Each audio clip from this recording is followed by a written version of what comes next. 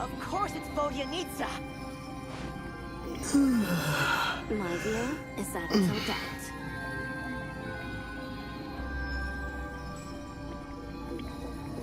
Such honest passion. How can it not be called beauty?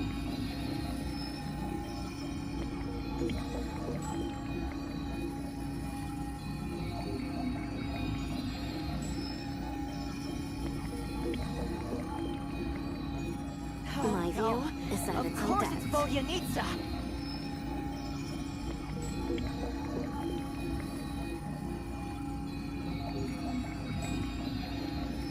Such honest passion. How can it not be called beauty?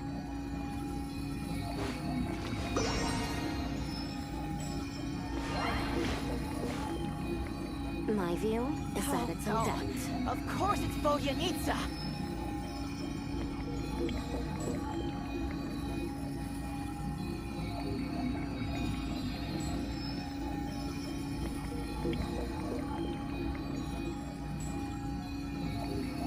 Such honest passion. How can it not be called beauty? My view is that it's Odette. Oh no, of course it's Volyanitsa!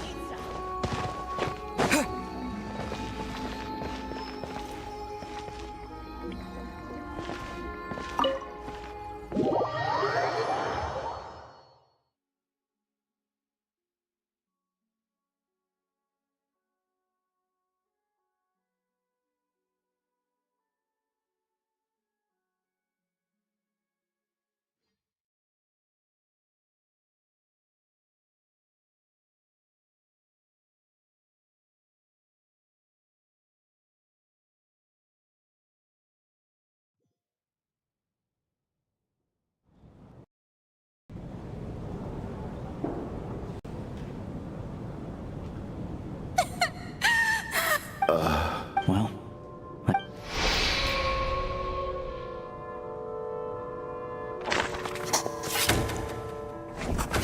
This wasn't supposed to.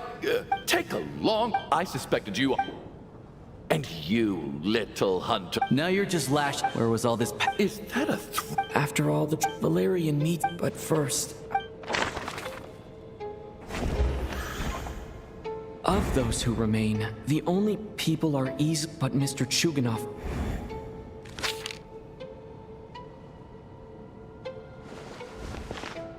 Tonya, how... Your brother Adrian...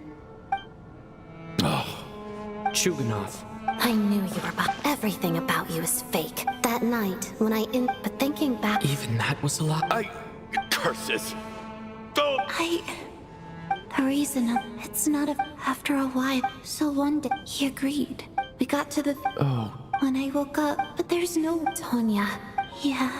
After all, I'm sorry. your name Well, when you first, I thought he must. At least you're. Now it's your turn, Chuganov.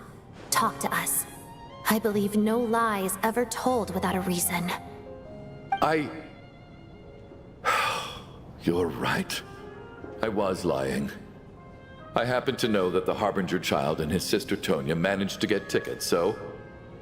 I lied to you and pretended I knew them. And yes, I was lying about my family too. The truth of the matter is, I lost them a long time ago. I just refused to accept reality. And now I've spent the second half of my life living a lie. I'm a joke. My daughter's name was Iskra. And before you ask, yes, Iskra, as in Iskra Manufacturing Plant. She also died from the snow cough. She was just 6 years old.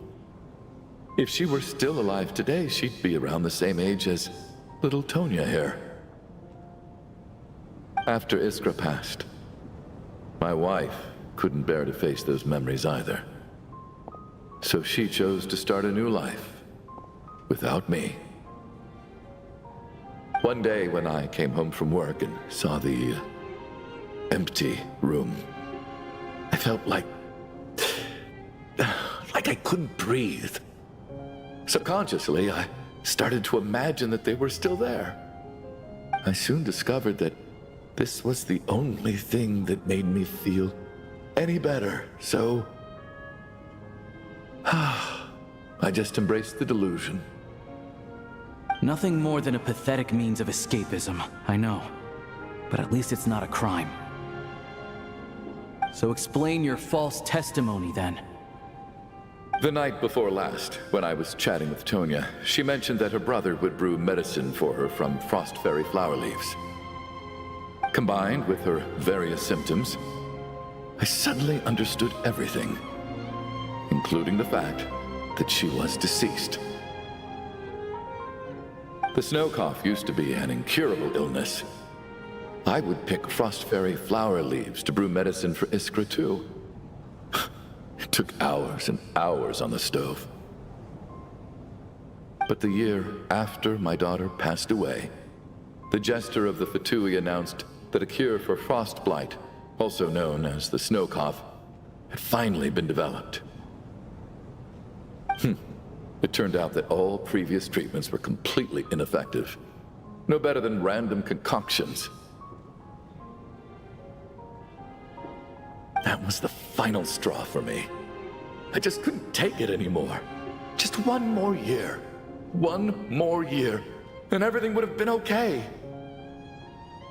So, more than anyone, I know full well that in this day and age, no one in their right mind would still be using frost flower leaves to brew medicine for the snow cough. Poor Miss Tonya, therefore, had to have been from an era when snow cough was still a terminal illness. So, you projected your daughter onto her? Even though you knew she was one of the dead?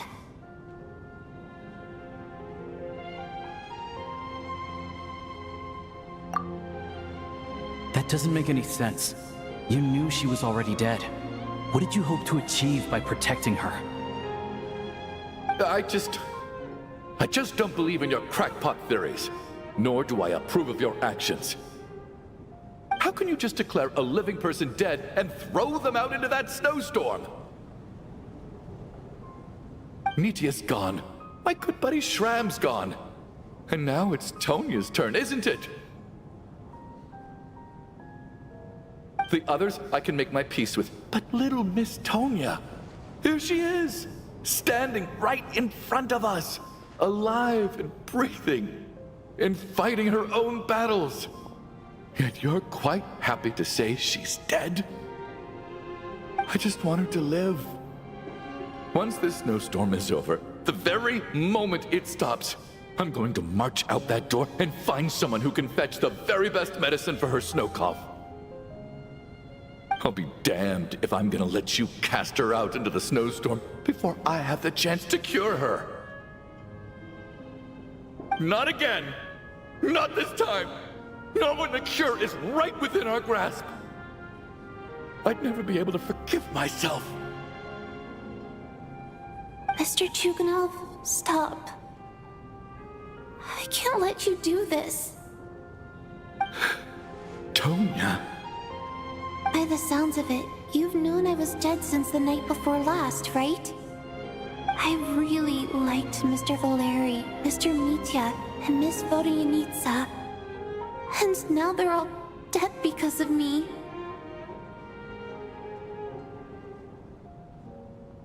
I'm not happy about that.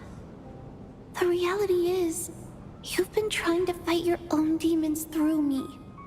But all you've really done is trap me inside your delusion along with you. No!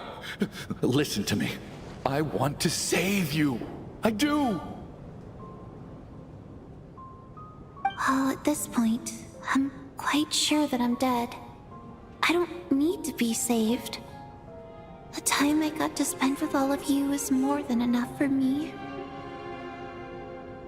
Despite all the bad things that kept happening, I got to meet so many interesting people and spend so many days and nights by your side.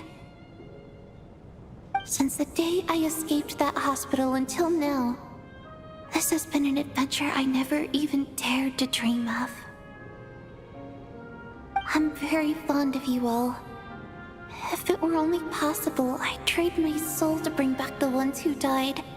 If it meant things didn't have to end like this. And that's why I'm not fond of you at all, Mr. Chuganov.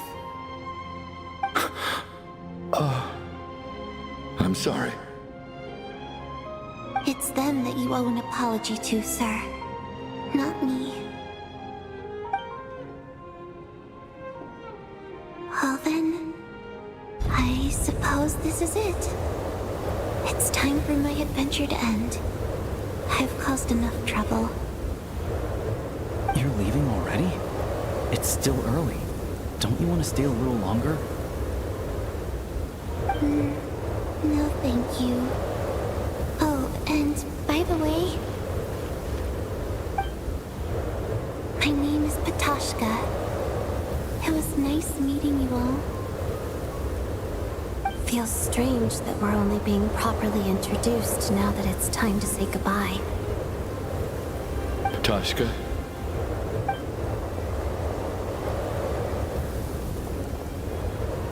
What are you doing, Chuganov? Are you crazy? Let me leave. I can't keep lying to myself anymore. In your dreams. Don't think you're getting off that easy when you had a hand in the deaths of so many people. The Fatui have honed quite an array of enhanced interrogation techniques since they were founded. Once we're out of here, Lelik will personally give you a taste of every last one.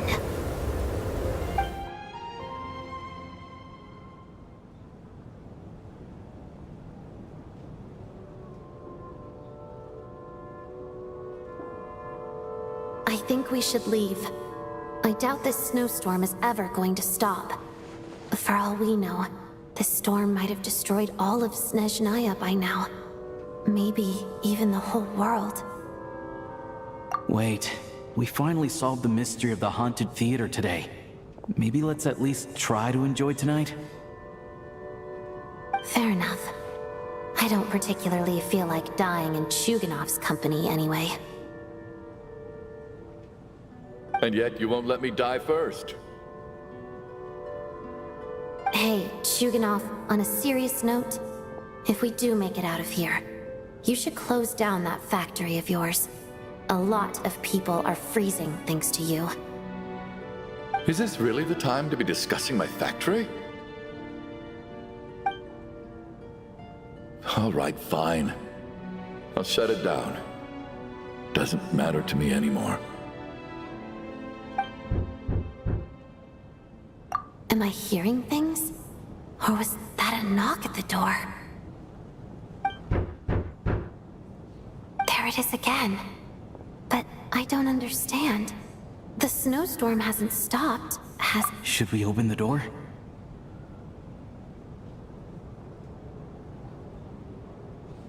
Is this it? Is this nightmare finally over? If the last few days are anything to go by, I probably shouldn't be getting my hopes up. Whatever lies beyond that door at this moment, it could be something even more terrifying than everything we've been through so far.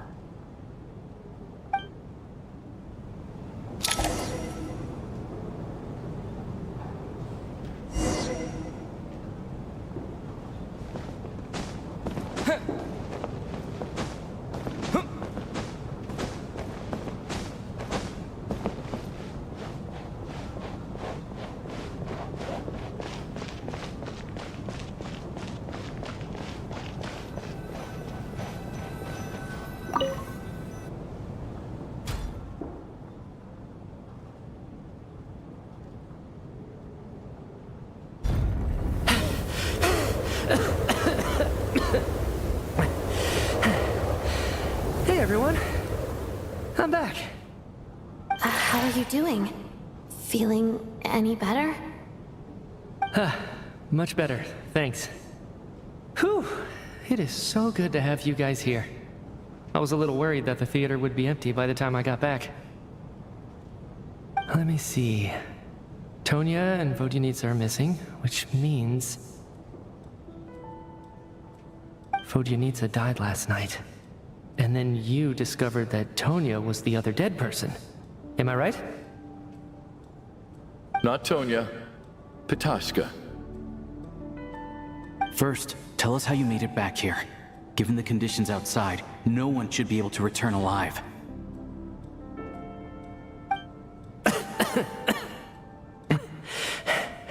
You're right. The thing that got me back safely was a song. I heard someone singing. After walking into the snowstorm, my mind grew hazy. I don't know how long I walked through the storm before my mind completely slipped away. Then, suddenly, I heard the sound of singing. The voice instantly brought me back to my senses, and I regained consciousness. So I followed the voice, searching for the source of the singing. I searched and searched, until finally, just a few moments ago, there was the entrance to the theater, right in front of me.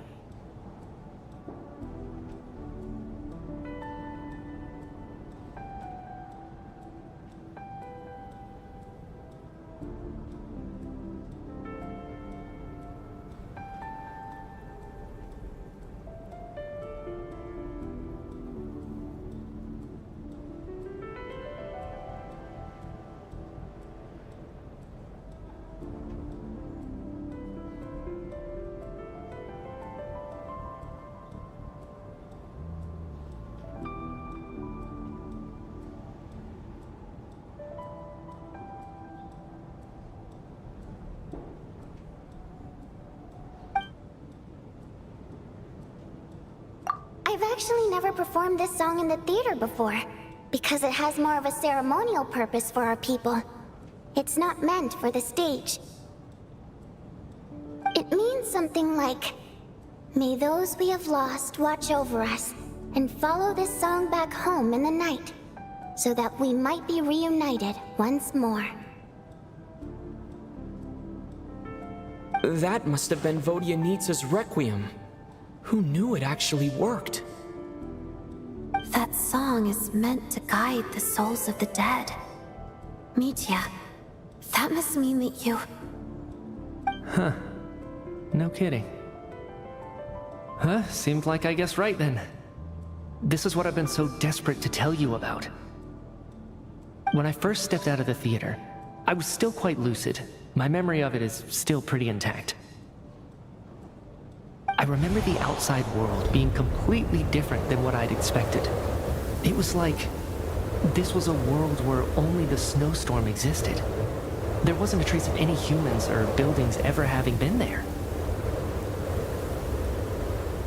I don't know how else to describe it, except to say that it just didn't seem like the real world.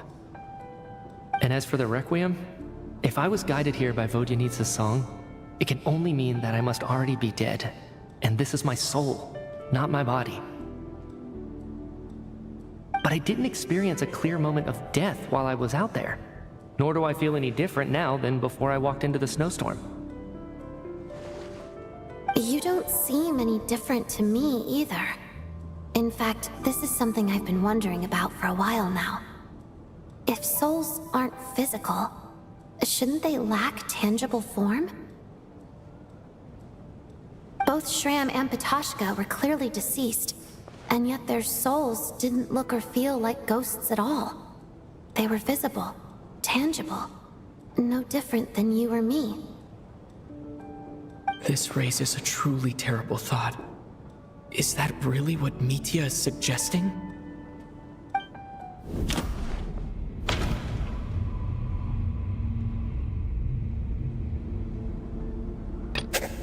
Dreams can't explain everything. And this isn't the Sub-Zero's festival. Mitya's soul was summoned back by the Requiem, confirming that he is indeed already dead. And yet, he looks no different from us. Of course, if even the long-deceased like Mr. Shram can blend in with us undetected, then maybe we've all been dead from the very start. And all of us are now souls wandering the theater.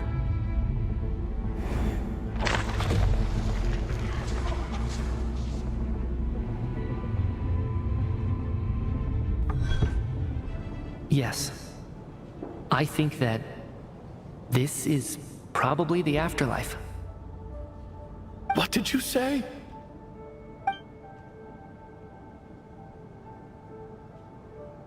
You heard me. We died in the theater. All of us did.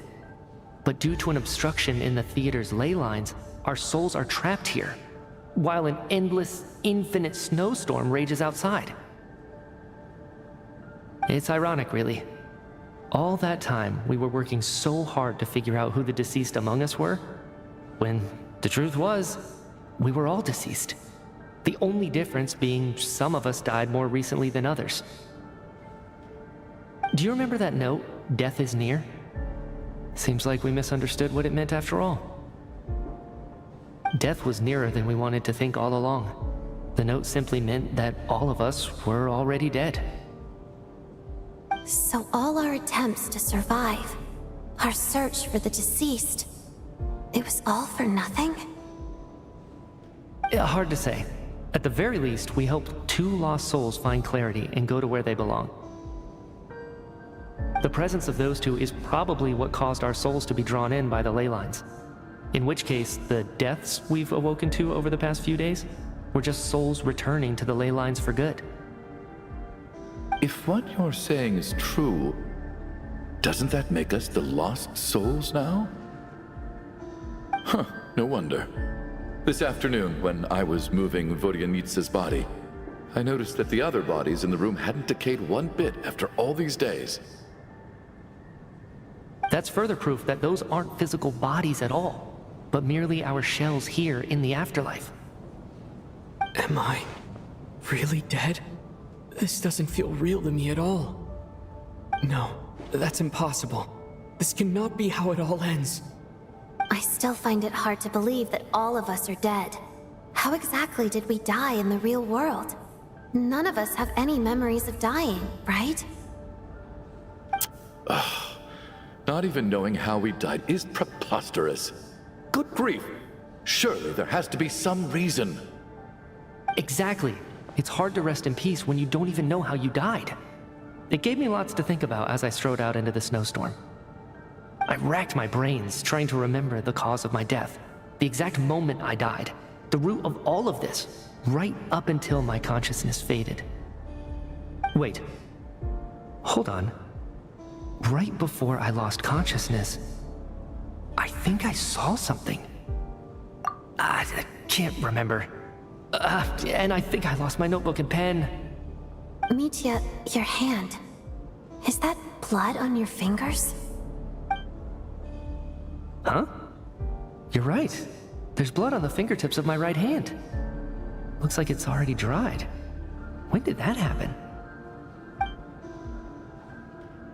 What the? I guess this was what I saw. I must have desperately drawn it in my own blood right before losing consciousness. What's wrong? Do you recognize the symbol? It's Renova, the ruler of death. Alosha, do you still remember that Snezhnayan folktale you told me about? It was about the Grim Reaper. When someone's about to die, he appears as an incarnation of someone familiar to guide their soul into the afterlife. And as soon as you recognize his face, your life is over. I heard a similar tale when I was little. You think the Grim Reaper in this story refers to the ruler of death you mentioned? That's right. In which case, death is near could also mean that the Grim Reaper is here disguised in a familiar form. Death, the deceased, and the Grim Reaper? So it's a triple entendre. When I first saw this note, I thought it contradicted the investigation report. But now it seems like that was the whole intention. So the Grim Reaper deliberately misled us. Then, We started suspecting each other and searched for the deceased while they hid in plain sight. By that logic, the one person most likely to be the Grim Reaper incarnate is...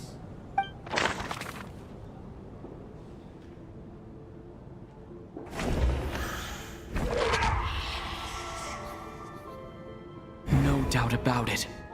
It's Alosha. Looking back at how everyone has acted over the past few days, Alosha is most likely the Grim Reaper lurking among us.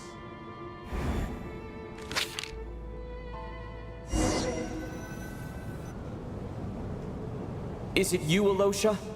You were the first to discover the investigation report, and you had plenty of time to slip the note inside to mislead us. So? Surely you can't suspect me based on that alone. What if someone else found the investigation report first, slipped the note inside, and then put it back without telling anyone? There's no denying it. The note could easily have been slipped in much earlier than it was discovered. That's not all. I've also noticed that although on the surface, Valeri, Mitya, and sometimes I were the ones taking charge of the situation. Looking back now, even though you didn't say much, you were always subtly guiding everyone from the sidelines. What do you mean? You were the one who emphasized how dangerous it was outside and insisted we all stay here. It was also you who suggested that we all sleep in the same place. And earlier today, you tried to convince Patashka to stay. I don't understand why, but it was out of character. So, you didn't understand my intentions, and now you're assuming the worst. Seems pretty unreasonable if you ask me. He still won't admit it. Fine. Let's see how he responds to the most damning evidence of all. The biggest question I have right now is, if the Grim Reaper is impersonating Alosha, then where's the real Alosha? When did they switch?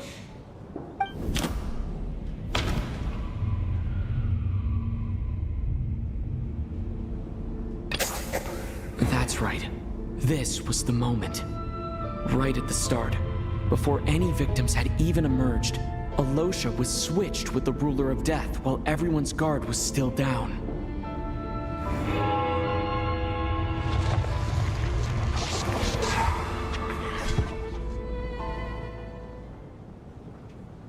When all this began, right after the performance ended and the snowstorm began to pick up, no one suspected anything unusual. We just assumed we were snowed in. It wasn't until we discovered the bodies the morning after that we realized something out of the ordinary was going on. But it's clear now that the oddities actually started earlier than that, when Dimov walked into the snowstorm and never came back. Right. So Mr. Dimov was the first victim, not Sobolova and Torgov. And if we pinpoint that moment as the beginning of this incident, then one thing becomes clear.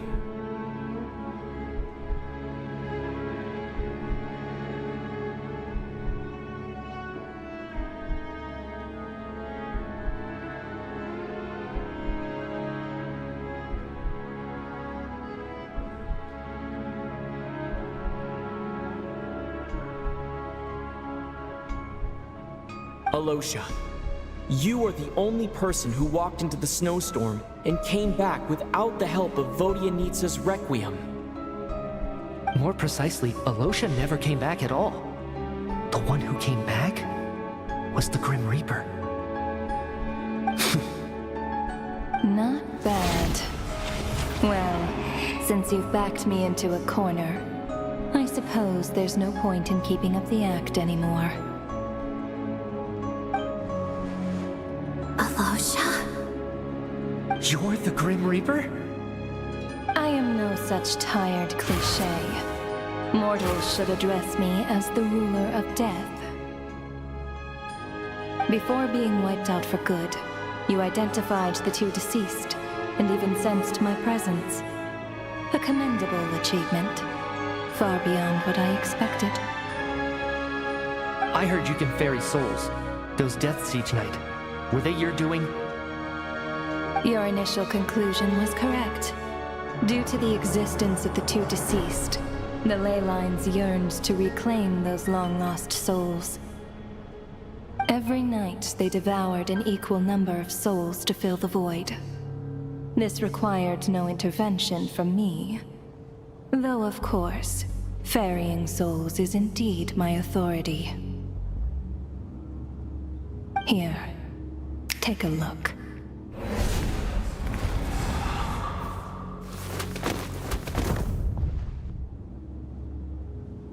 What are you doing? That takes care of today's two. Don't get so worked up. You are already dead, and your souls must return to the ley lines. I know we're already dead. You murdered us, didn't you? Murdered? No. Murder is when mortals usurp my authority. Death is my jurisdiction. If I require someone to die, I need not resort to such laborious methods as murder. You simply met the criteria to trigger my curse of death. I know about the curse of immortality. So there's another death-related curse too? You cursed us? When? And why would you do such a thing? So often, humans pray to me, begging to know when their death will come, and what form it will take. But few people ask why. If you must have an answer, know that death comes simply because one's time has come. So you're not gonna tell us the truth? Hold your tongue. By all rights, you shouldn't even be allowed to speak with me. Those angels from the past are to blame for the reckless renovation of the ley lines here. It's made my work on this occasion infuriatingly complicated. Work?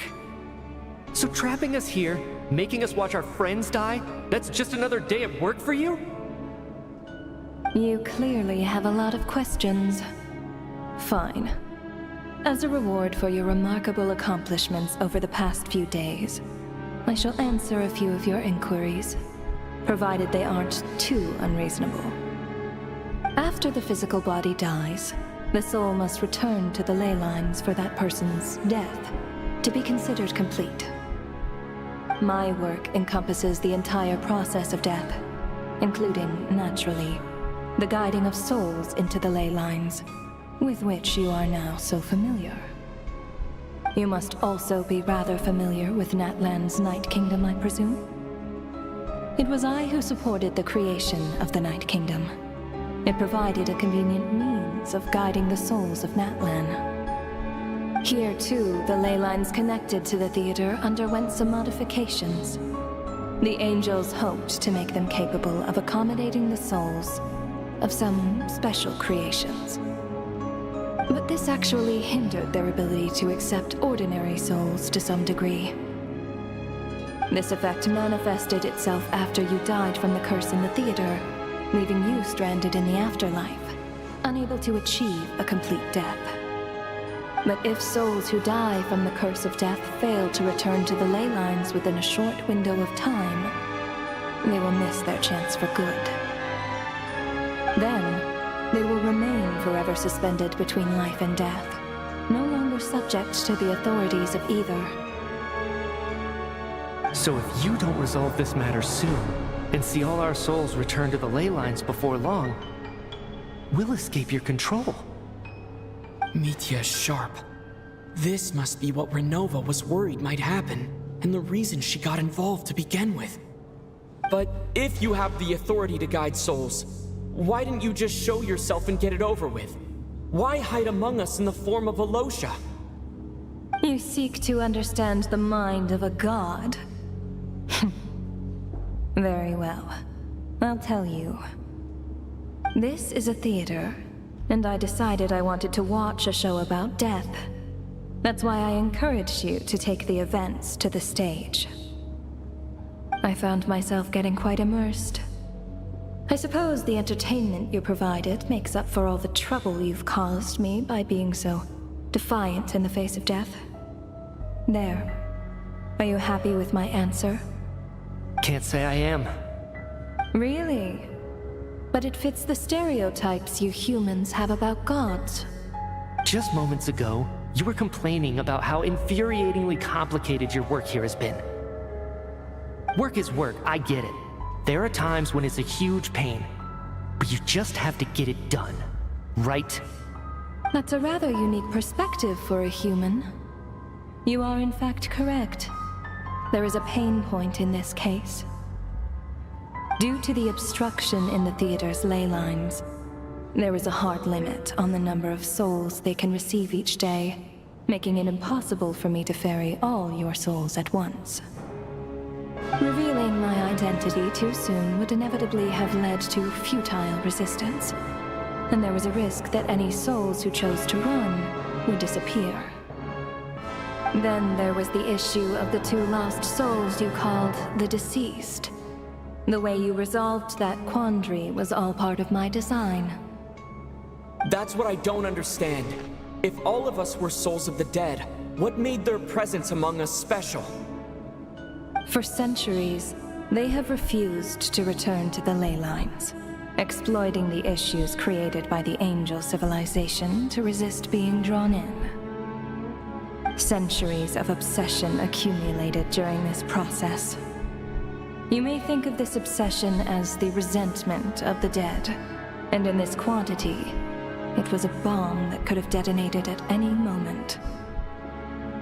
It reached the point where I could not afford to leave it unchecked. But the only way to fix it was to help them acknowledge their own deaths, make peace with their regrets, and willingly walk into the snowstorm. Only then, with my guidance, could they finally return to the ley lines. Otherwise, you would not like to know what the consequences would have been. I vaguely remember seeing Patashka, but in the most terrifying form. Was that in a dream? Is that what would have become of her if she hadn't returned to the ley lines? I see your dreams brought you many revelations. So you see, death in fact grants wisdom to mortals. Souls connect to all things in the world and see the chain of cause and effect between them. It's nothing unusual. Anyway, giving psychological counseling to lost souls is not my strong suit. That is more of an angel's role. It was something I could not resolve directly using my authority, so I decided it was easier to leave the bomb defusal to you. Meanwhile, of course, their presence caused the souls of other members of your party to return to the ley lines each night. From where I stand, that was killing 2 birds with 1 stone. As both issues slowly resolved one another without me having to lift a finger, all I had to do was stay close by and keep the situation under control. Then use my authority to wrap things up at the end. And, of course, while I was at it, I thoroughly enjoyed watching this drama, dealing with death from a mortal perspective, play out on the stage. Sounds like you had it all figured out, Grim Reaper. I just did the math. You said there's a hard limit to the number of souls the ley lines here can receive each day. It's 2, isn't it? That much is obvious, even to a fool. It's time to review this whole affair. If the ley lines can only take in 2 people per...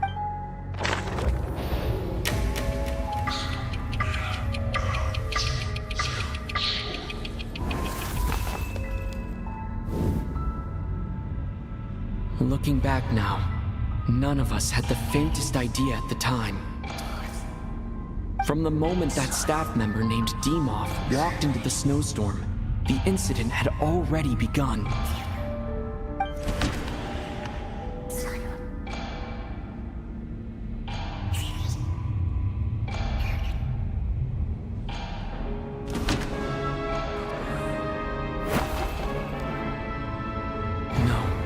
Let me go over this again.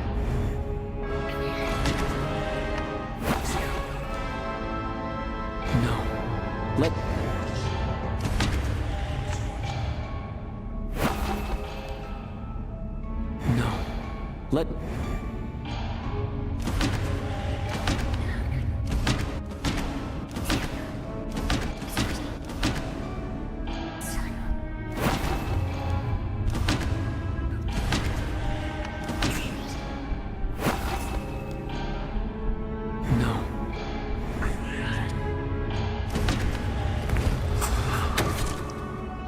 Alosha was the second to walk into the snowstorm after Demoth to investigate.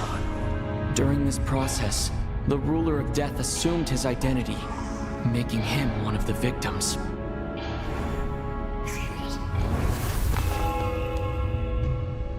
During our first night in the theater, everyone was caught up in the novelty of it all. No one could have expected there would be victims the very next morning.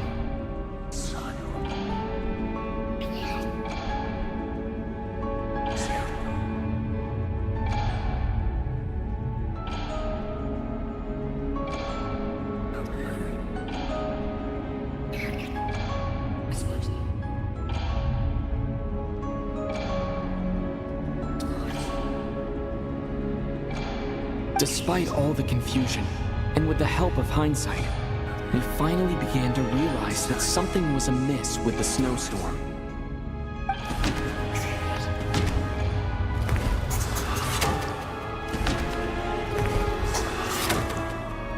The ley lines devoured Torgov and Sobolova on the first night.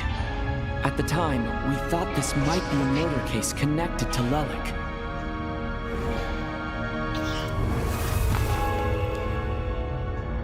Odette and I spoke a lot that night. 3 people were on watch, but in the morning, we discovered that someone had fallen victim all the same.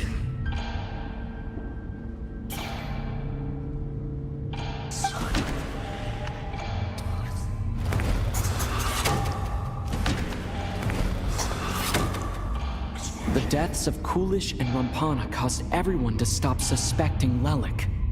Unexplainable phenomena occurred one after another, leading Mitya to suspect that we were caught up in a supernatural event.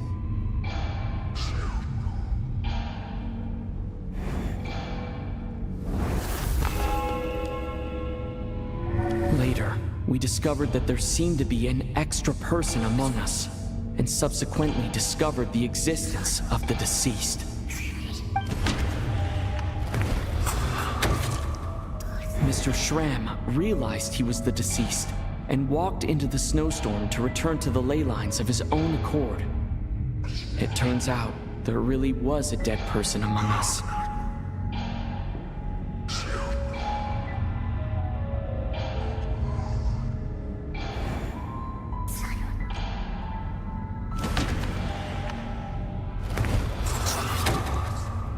He thought it was all over. But Mr. Valeri's death was a rude awakening for everyone. The ley lines consumed him during the night regardless. A lot happened today. Mr. Valeri's death led us to discover the connection between the number of deceased and the number of victims during the night.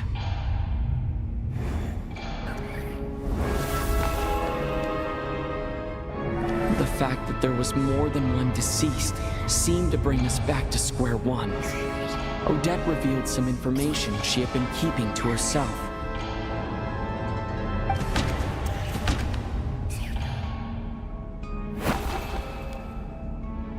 Although Mitya did indeed walk into the snowstorm that day, he returned from the ley lines with the help of Vodyanitsa's Requiem. The void in the ley lines hasn't been filled, so let's rule out Mitya for now.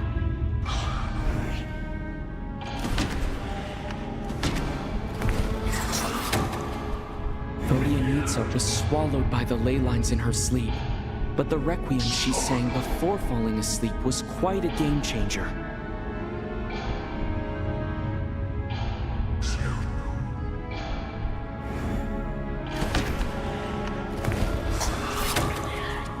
As it happened, Patoshka filled the void left by Mitya's return from the ley lines by walking into the snowstorm this morning. The girl I thought was child sister Tonya turned out to be another of the theater's deceased. Come to think of it, Patoshka was about to walk into the snowstorm at that time. And Renova, unaware that Mitya would return, was concerned that her soul would overflow from the ley lines. That's why she used Alosha's voice to try and persuade her to stay behind. Looking back, I suppose that was an early slip-up on her part.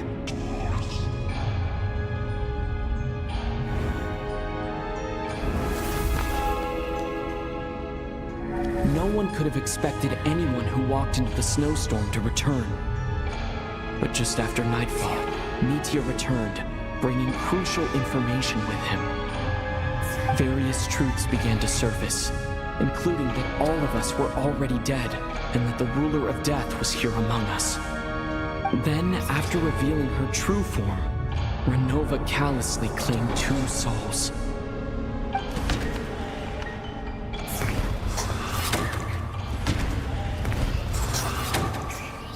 In fact, everyone was already dead by the time we took the photo.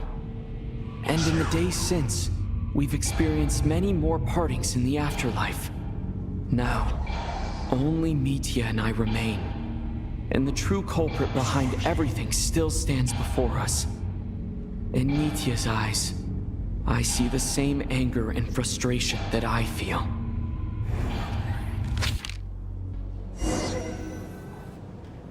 That covers everything. It's all clear now. Your work isn't finished here yet, is it? The Traveler and I are still standing here, safe and sound. The Water Imp's song threw things off a little, but it is of no consequence. The ley lines have already anchored your soul, and the first ray of light tomorrow morning will take you back. I, meanwhile, need to review my attitude towards the Water Imp race. So the reunion in the night that Vodyanitsa mentioned, I suppose that was never meant to be a permanent reunion. That just leaves you, Traveler. My power only allows me to temporarily separate your soul from your body. The ley lines of Tevat would not accept you. And your soul is firmly anchored to your body by your will. For a descender like you, who is not bound by Tevat's rules, your death can only be brought through the most violent of means, such as directly destroying either your body or soul. I have no interest in involving myself with Descenders, for now.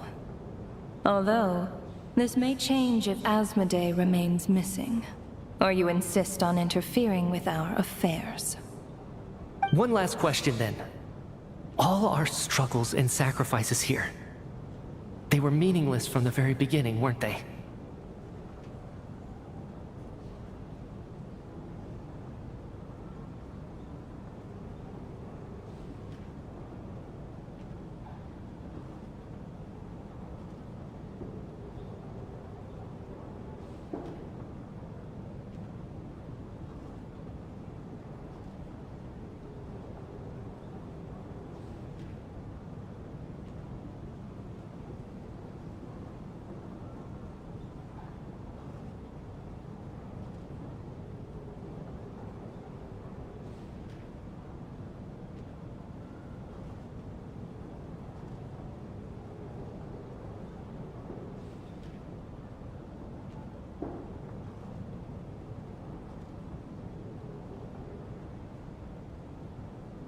Death abides no reason.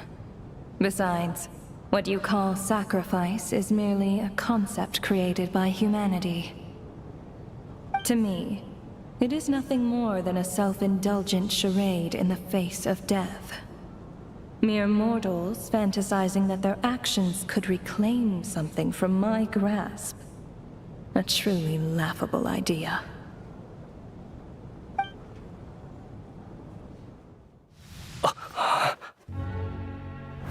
Grim Reaper, you really know how to get on my nerves. I'm not here to ingratiate myself with you. I kill merely because your deaths are necessary. Oh, you've made that quite clear. But humans don't take well to being scorned. Not even by the gods.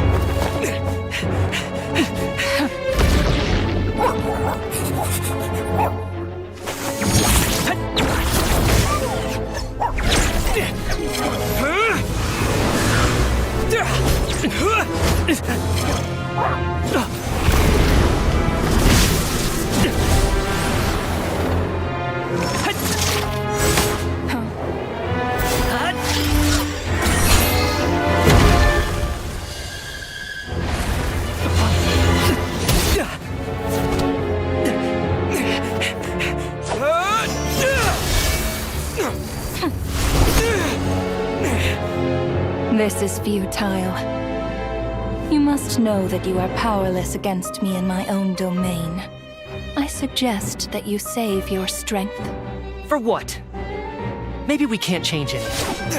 But if nothing else, we can at least teach you to have some respect for the dead. Audacious.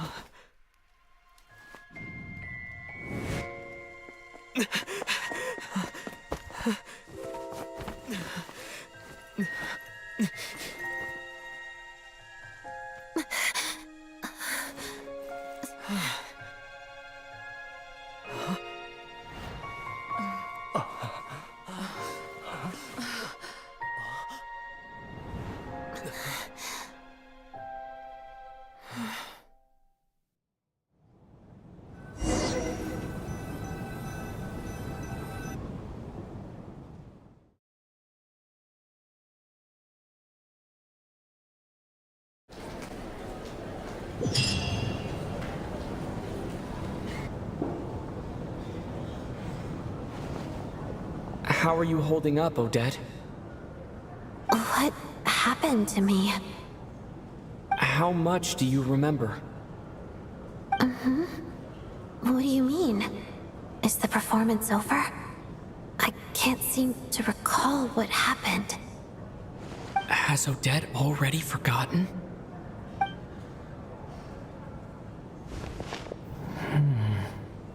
Mitya? I'm sorry. I guess I spaced out there for a second. Remind me who you are? Don't you remember anything?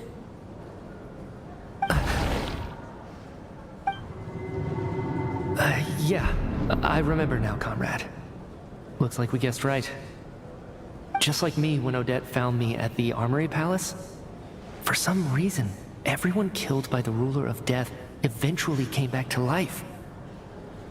Just with one catch. They forgot what happened while they were dead. Odette and the others have already forgotten everything. Why were you able to remember this time? Could this be the reason? You said this is the Ruler of Death's symbol, right? I don't see anything there. You don't? Huh. Okay, I guess that makes sense. I carved this into my hand in the afterlife, so it's not visible in the physical world. Does that mean I carved this symbol into my soul? What an unsettling thought. Still, at least I get to remember what happened. I suppose it's a blessing in disguise. What about you, though? The Ruler of Death mentioned that you're a descender? Is that why you can remember? A full explanation would get complicated very quickly, but that's essentially it. Well then, now that it's all over, let's figure out what we've learned. The first thing I notice is that everything here is precisely as we left it, right before our deaths. This confirms that time passes differently in the afterlife than in the real world. They say that right before death, time slows down, and your whole life flashes before your eyes. That must be how you know you have one foot in the afterlife by that point. Anyway, clearly the few days we spent in the afterlife probably only amounted to a few short minutes in the real world. This also aligns with previous reports of widespread temporary memory loss among the Armory Palace personnel.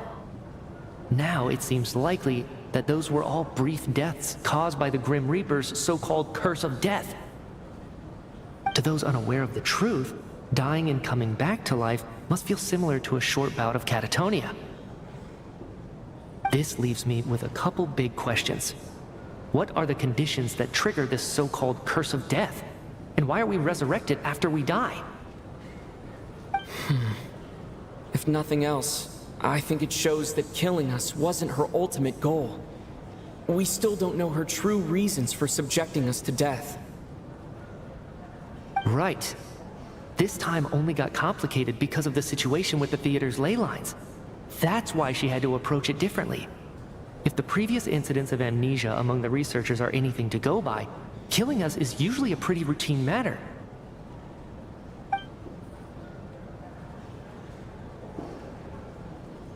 Come to think of it, wasn't I about to note something down before I died? I can't remember what it was, but I think it was something related to my research project? Sorry, Traveler. I'll catch up with you again later. Right now, I have to make a trip back to the Armory Palace. Sir, if I may, no one of your description has ever shown up in my investigations into Mr. Mitia's friends. Yet, you two seem very familiar with each other. Could you perhaps tell me where he was in such a rush to get to? And, by the way, have we ever crossed paths?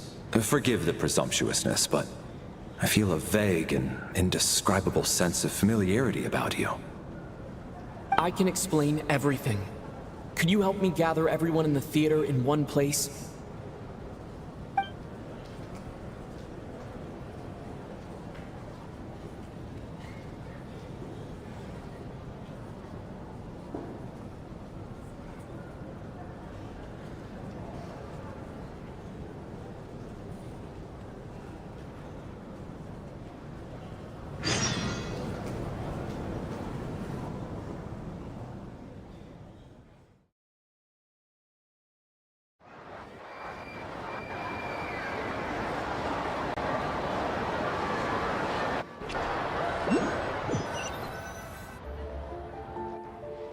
So, Chuganov really is going to shut down the factory. I guess this theater incident actually did us some good after all. So, you said I promised to take you to the Armory Palace while we were in the afterlife, yes? I believe you. I think I even have a vague memory of it.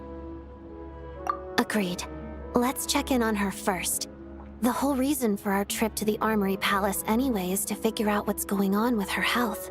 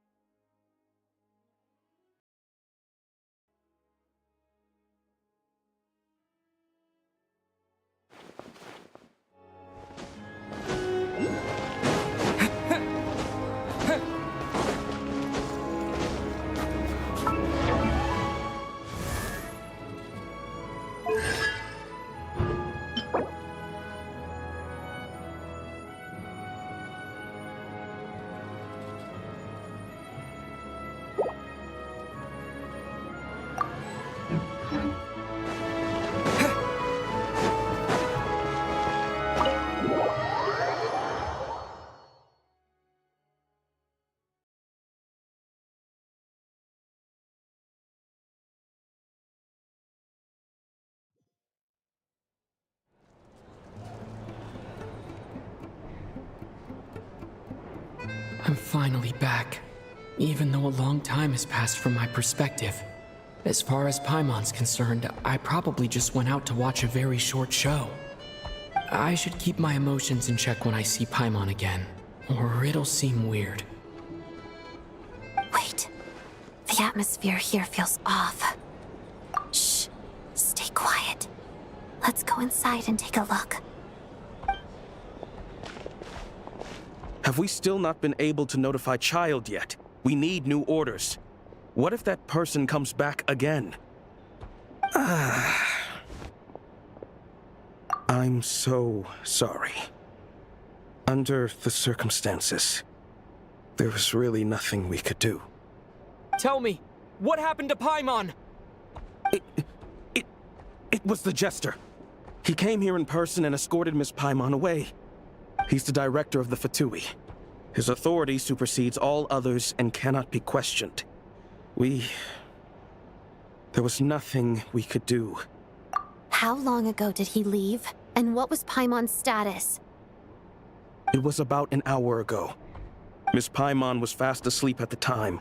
The Jester simply walked off with her as if it was only natural. I assure you, he absolutely did not use any force. Do you know where they went? The Armory Palace, most likely. Lord Piero, the Jester, has been overseeing the experiments there lately, keeping a close eye on their progress. Everyone in the Fatui has heard about it by now. I'm surprised he came in person. Whatever his reason for taking Paimon, he'll most likely return to the Armory Palace first, which is exactly where we were headed anyway. Then lead the way, Odette. Okay, let's go.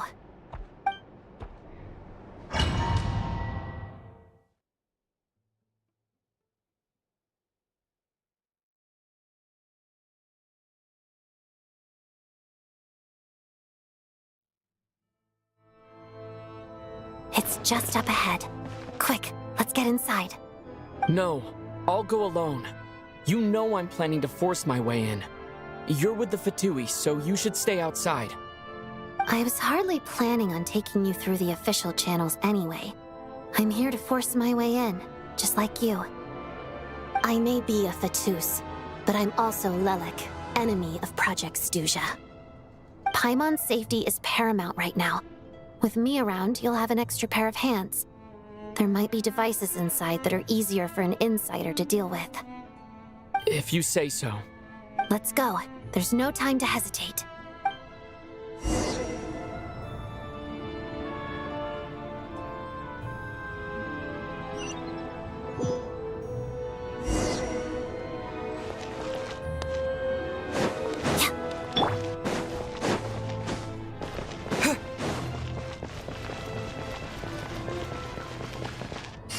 Hey, who are you? This part of the Armory Palace is under restricted access. What do you think you're doing? No questions, please. We're short on time.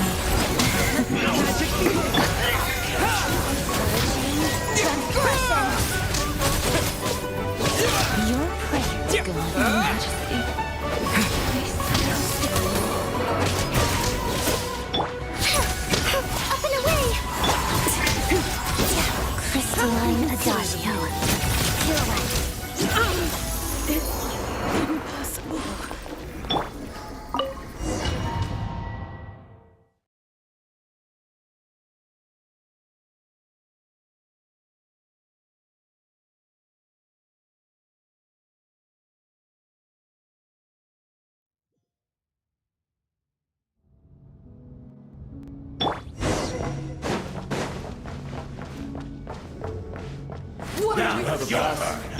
Where are you coming from? No, you're intruders, huh? Don't blame me for what happens next!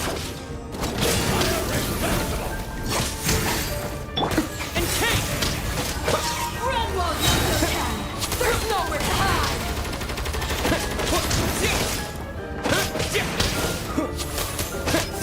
Did it take too long?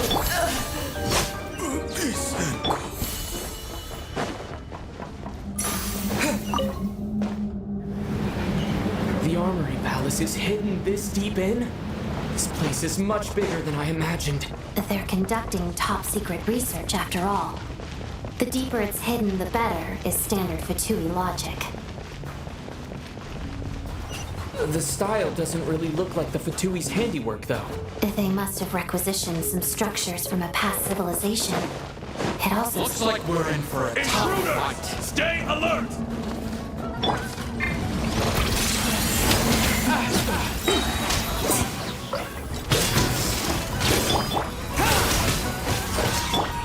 Let's light it up!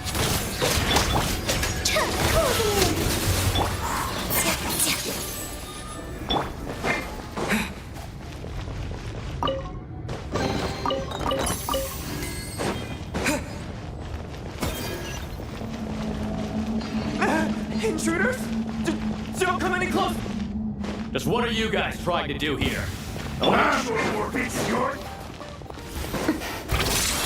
cut it down. No one interferes with the Jester's work.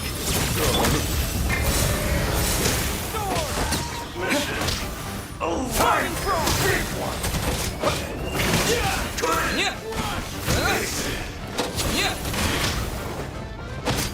Mission time. Big one. Good as fix it.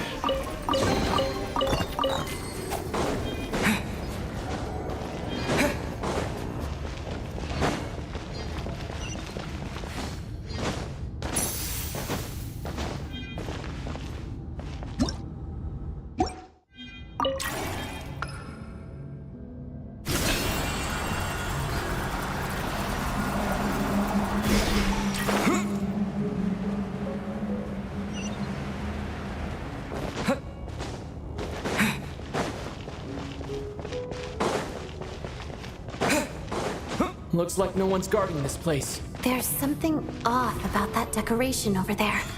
Look out! Let's deal with these before we move on.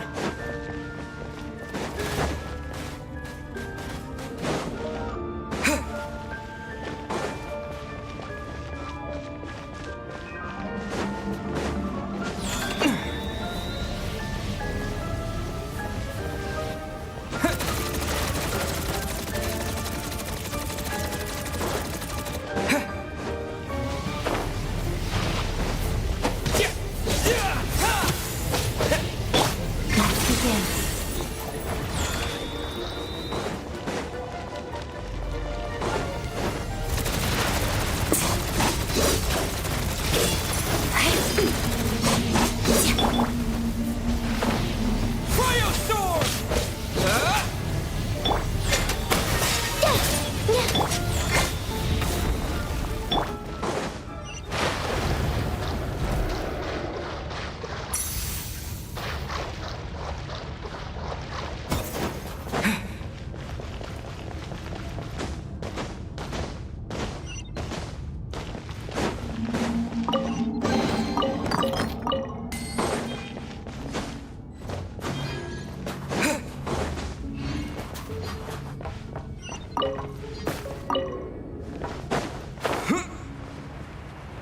The researchers here probably don't know that we're uninvited guests.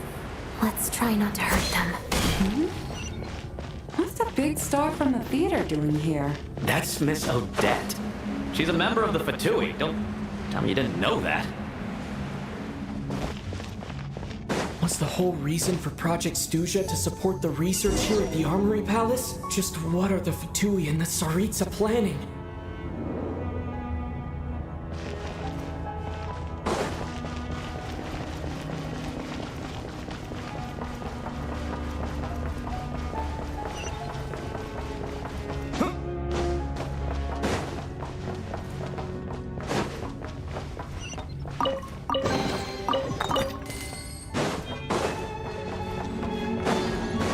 Whoa! Who are you? Never seen you around here before. Looks like there's no way through here. Maybe using the power of this prism could help?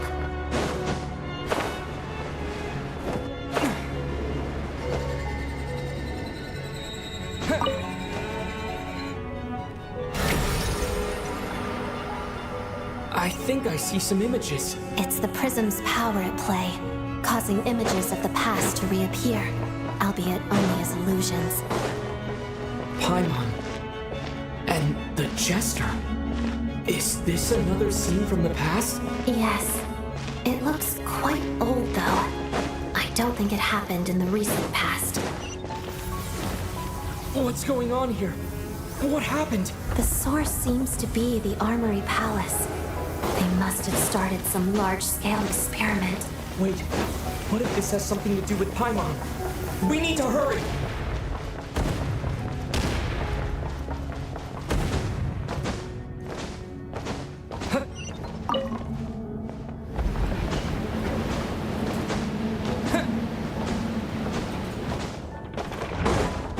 We're almost there. The Armory Palace is just up ahead. Paimon, please be okay.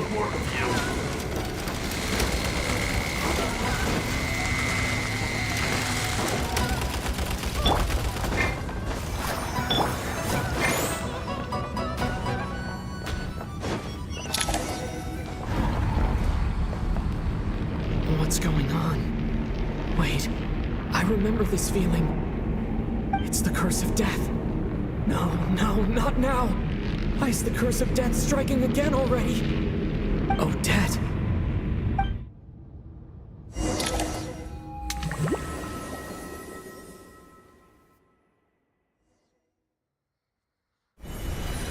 Is this the afterlife again? I need to find a way back to reality. Is that Odette's core Ignis? Could that be what just woke me up?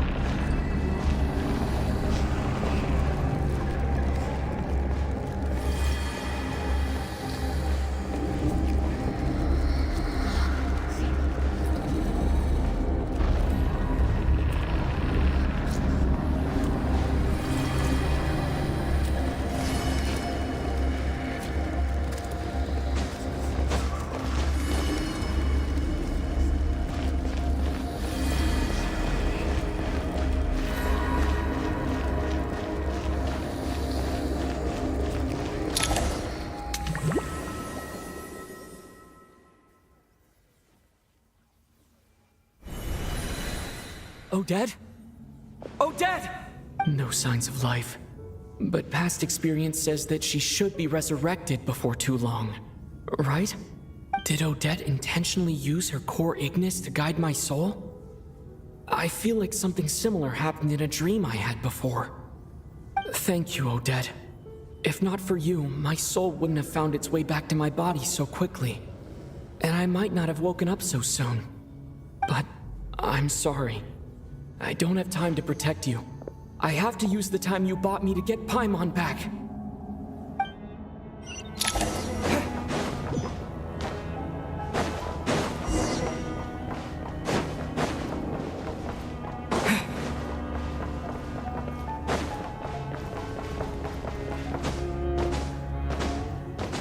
Sure enough, everyone here has been affected. Paimon!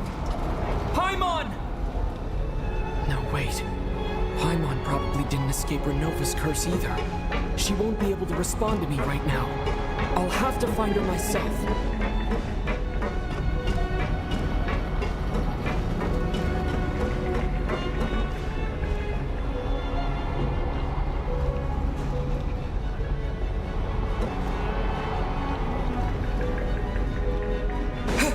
Mitya! Is this the laboratory he works in? What happened here to trigger the curse of death again so soon? I'll have to ask him when he wakes up. Finding Paimon has to take priority now. Found her! Paimon really is here!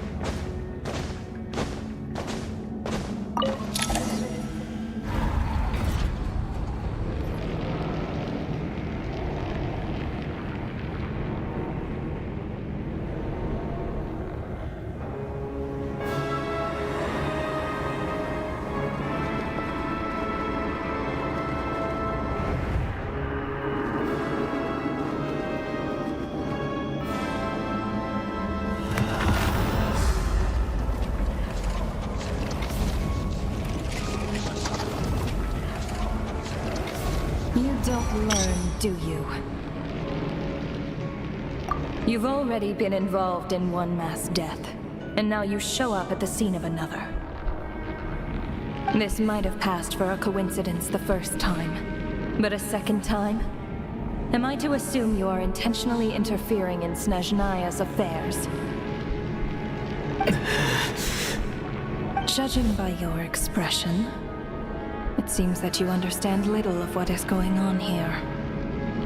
In that case, a word to the wise.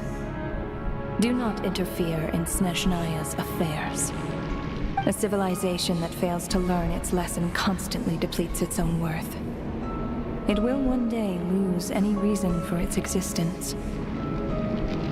And as a descender, you are perfectly suited to be the lifeline to which a dying civilization might desperately cling.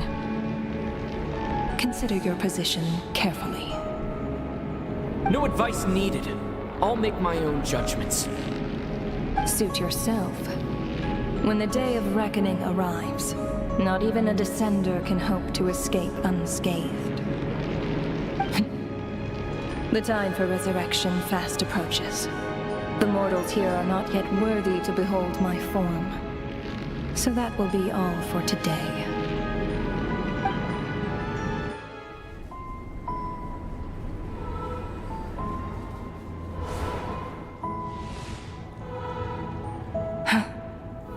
That thing is coming with me.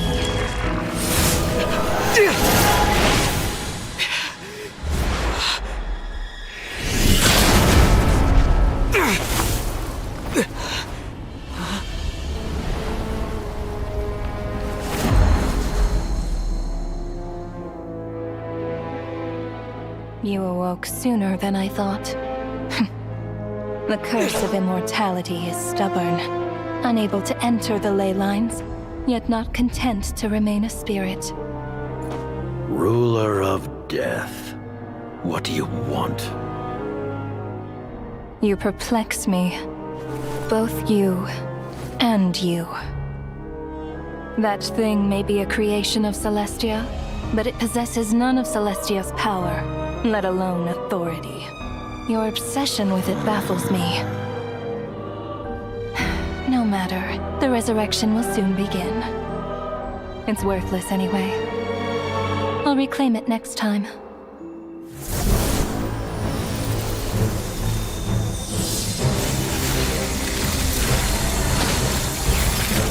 Hey, who says there'll be a next time?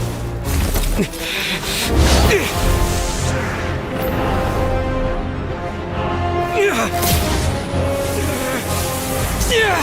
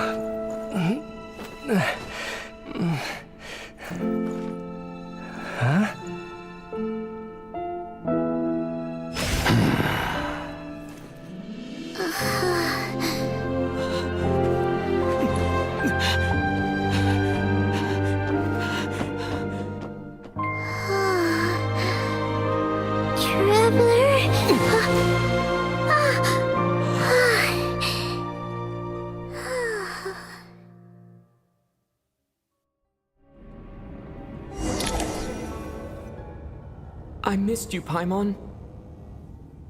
What are you talking about? We haven't even been apart for that long, have we? It was different this time. You seem to be in pretty good shape. Yeah, Paimon's back in tip-top condition. It's the weirdest thing. Paimon fell asleep earlier, and when she woke up, she found herself here. The Jester and that guy talking to him used some kind of energy on Paimon, and she could kind of feel it canceling out that other thing that was making her feel unwell. So, Mitya helped too?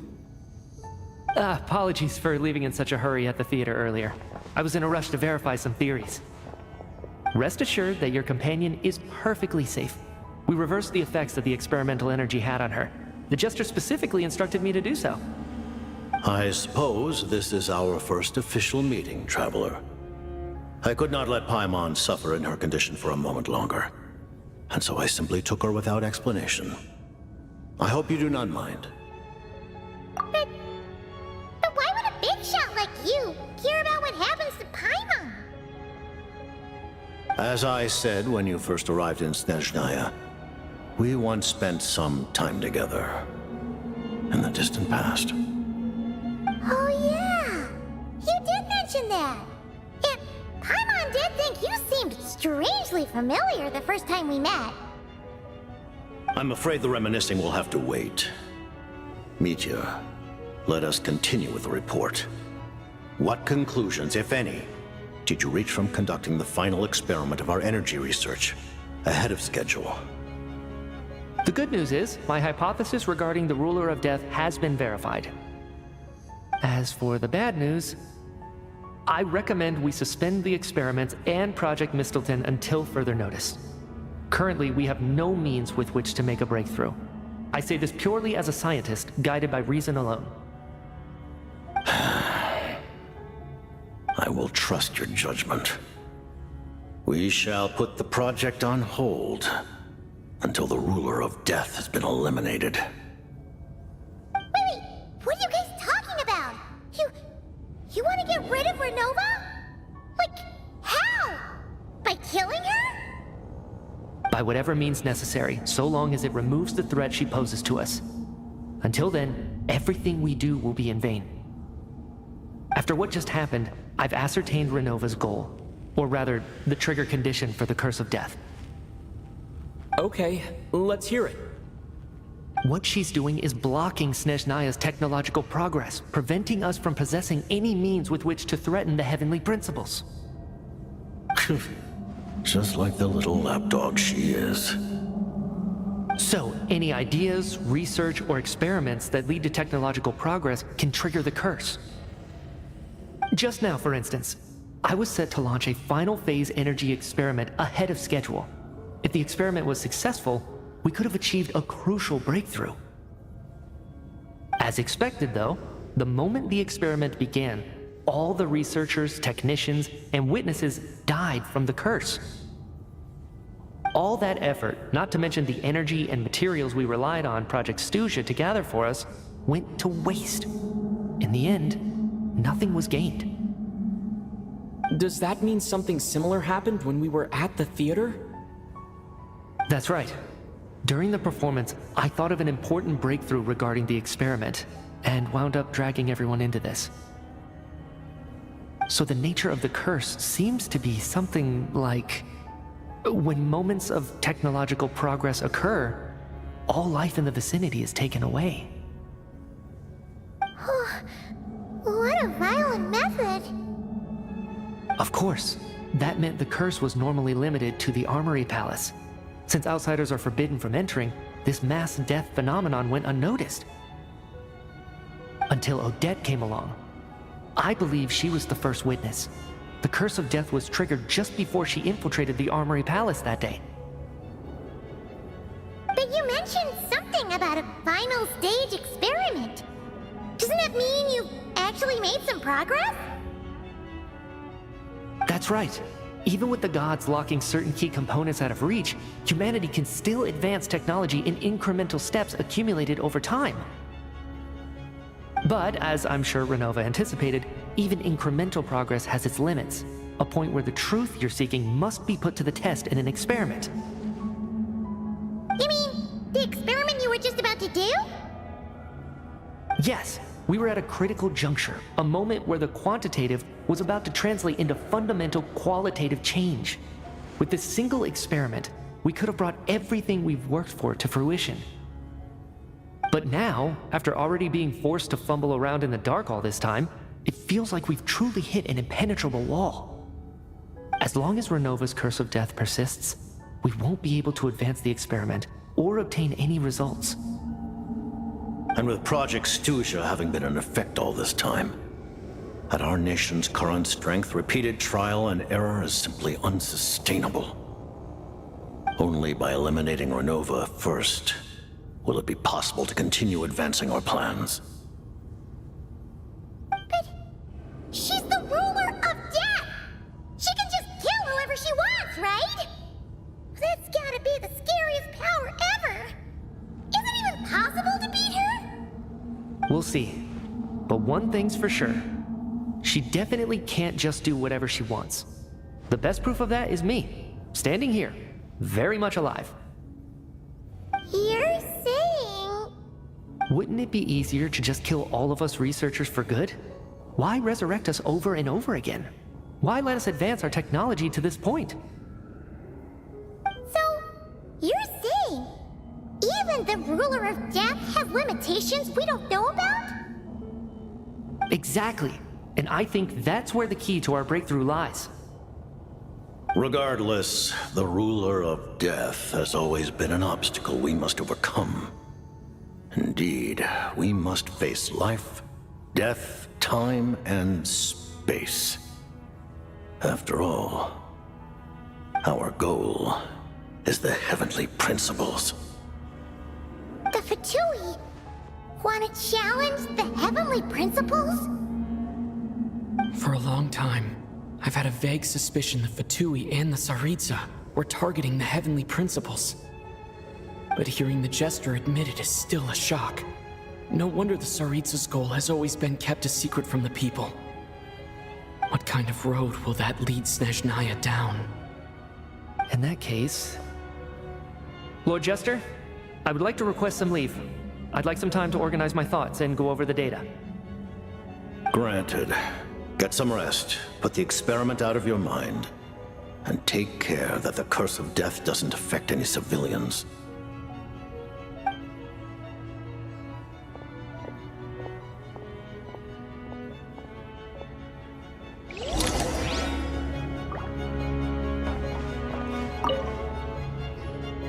While there is yet time, allow me to offer you my hospitality, honored guest of Snezhnaya.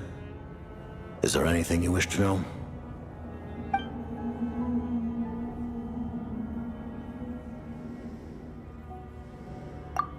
I remember hearing the term Mistleton from Columbina. Yeah! Paimon wanted to ask about that when the name came up just now. What is it? Paimon's heard of Project Snezhnaya, but not this one. As you know, Project Snezhnaya is a series of measures enacted to consolidate our nation's resources, the greater purpose of which is to serve Project Mistleton. Many of the things you have encountered thus far are essentially for the advancement of that project. This includes the Kuvaki Experimental Design Bureau in Notdry. Researching Kuvaki was merely a facade. Its core objective was to use local resources and research findings to build Mistleton itself. And that's a weapon built for the final battle against the heavenly principles, isn't it? Huh? How did you know that? I was given some intel, and I made some deductions. Wait. You must mean that thing over there. Oh, Paimon's gotta take a closer look at this thing. Especially after you guys sent so many people to Nagrai to work on it. Kuvaki alone will not break through Celestia's defenses, let alone challenge the heavenly principles. The heavenly principles are no doubt accustomed to combating the power of the light realm, and elemental energy is simply the power of the human realm, converted to that form by the heavenly principles themselves. Any attempt to use this power against its creator would be a futile endeavor. For now, therefore, we have set our sights on the form of energy associated with the third descender and the stellar linchpins. This may hold the potential to allow Mistleton to contend with the heavenly principles. You could say that by reverse engineering the stellar linchpins to extract the energy within, we have obtained a source of anti-Celestia energy. The Kuvaki Experimental Design Bureau, Project Stusia, and the new energy experiments. Huh. So, Project Mistleton is what ties it all together. And it looks like your plan is almost complete. No wonder the Ruler of Death came after you.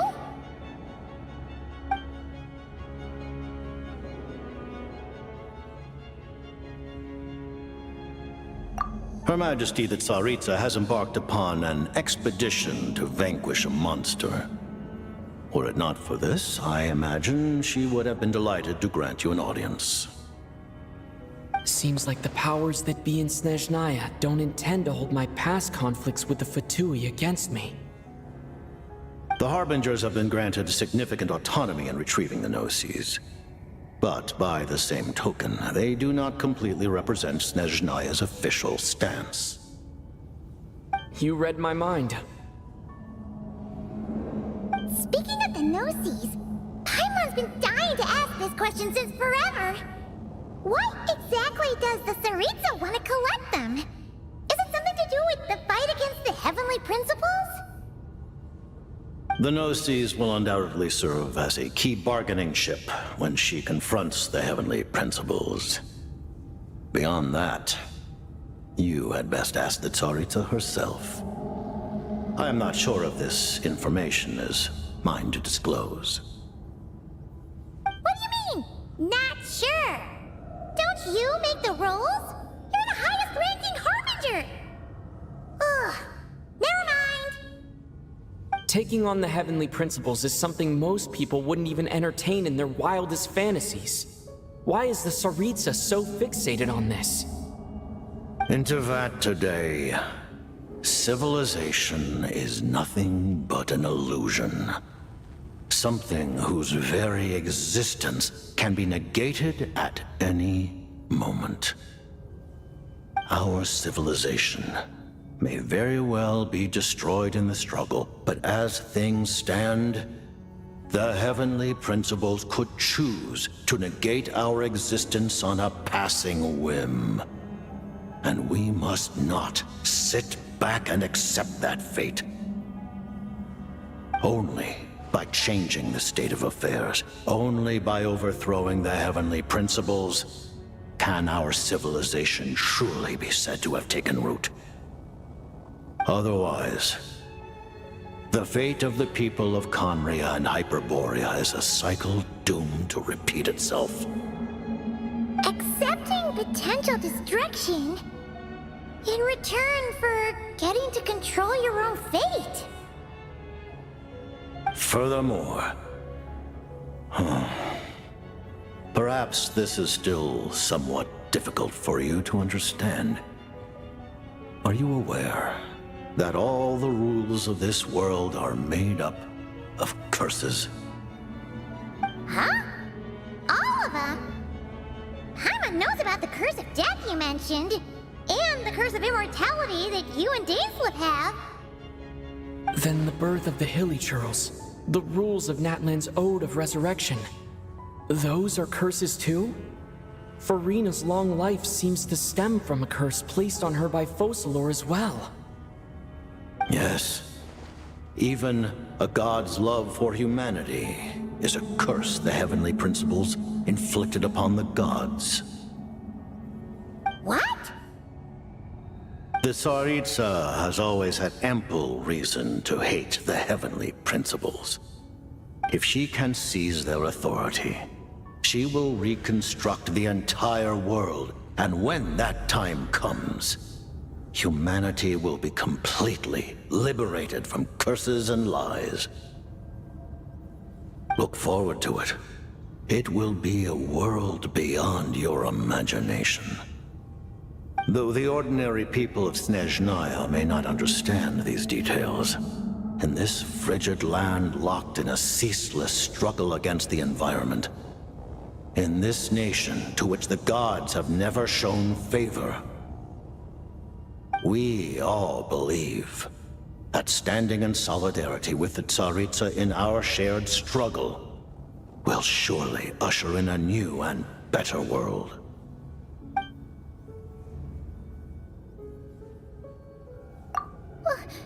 Paimon really doesn't remember! He's basically a stranger! You gotta believe Paimon! Allow me to explain. The reason Paimon reacted to the anti-Celestia energy developed by the Armory Palace is because she comes from Celestia herself. More specifically, she is one of its creations. Paimon? A creation of Celestia? Oh, right. I was blinded by anger earlier, but thinking back on it, Renova also said that Paimon is a creation of Celestia. But she lacks Celestia's power or authority. As you know, the lunar fragments in Nodcry were pulled down from the sky using Fatui technology. But the first application of this technology was in Conria over 500 years ago. I used this technology upon the heavens, and the response I received was none other than Paimon descending from Celestia. I presented her to the Vinster King, but he took no interest in this gift, nor did it satisfy him. Paimon then took up temporary residence in my palace until, of course, the arrival of the Cataclysm. Wait, Paimon's a little confused. You're talking about things that happened in Kanya 500 years ago. You're saying Paimon was there for that? But Paimon doesn't remember any of that. Falling from the sky, being given away as a gift, none of it. Having lived through the Cataclysm, perhaps you too were burdened with some manner of curse. Although, losing your memories would indeed be the smallest price I've ever seen paid. But it's not just her memory from Kanya. Paimon doesn't even know how she spent the last 500 years. She only has memory from the past few years, no matter how hard she tries to remember. What was Paimon like back in Kanya? Did she know a whole lot because she came from Celestia? Was she super smart? Unfortunately, when you arrived in Conria, your consciousness was like that of a newborn infant. None could say what kind of being you once were in Celestia. During the time you lived in Conria, your personality was no different from how it is now. Aw, man! Paimon's plan to get her memories back and become super smart is ruined before it could even start. You know, even though Paimon lost her memories, she still feels weirdly close to you for some reason. That must mean you took pretty good care of Paimon back then, huh? On the contrary, I completely ignored your existence. I was entirely focused on my struggle against Corrupted the Wise. But now, as I see it, it is as if you are the only sane thing that survived that era of insanity, and thus are worthy of protection. Noted. Man, Paimon's gotta stop projecting friendship on everyone she meets. But, Traveler? Even though you know Paimon's some creation of Celestia now, you still want her, right? You're not going to abandon her? Oh, phew! That's a relief. Paimon's just learning about this too. She's barely even processed it.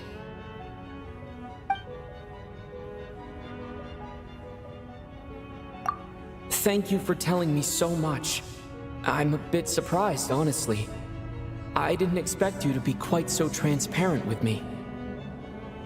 Given the circumstances, the Fatui need not hide anything from our allies. Allies? To advance Project Mistleton, we must first resolve our issue with the Ruler of Death. And if I presume correctly, you have no intention of letting her actions go unpunished either, do you? That's right. Ever since she said she intends to reclaim Paimon when we next meet, I figured reconciliation was out of the question. Against an opponent of this caliber, deliberating over our allegiances would waste time we do not have. We must join forces unreservedly with whomever we can, if we are to stand anything like a fighting chance. You're going to challenge the Ruler of Death? Just for Paimon? But Paimon's only... Thank you! Oh, thank you! Oh, gee! Now Paimon doesn't even know what to say! Anyway, Paimon's super touched!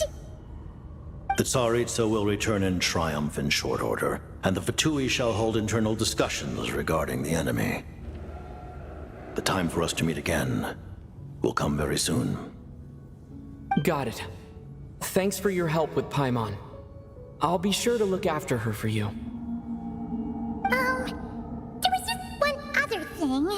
Well, just a request, really. Paimon really wants to see what this Mistleton thingy you're gonna use against the Heavenly Principles looks like. Of course, Paimon knows it's top secret and stuff, but she just had to ask. It's okay if the answer's no. Certainly you may. Oh, for real? Actually, maybe it's best not to.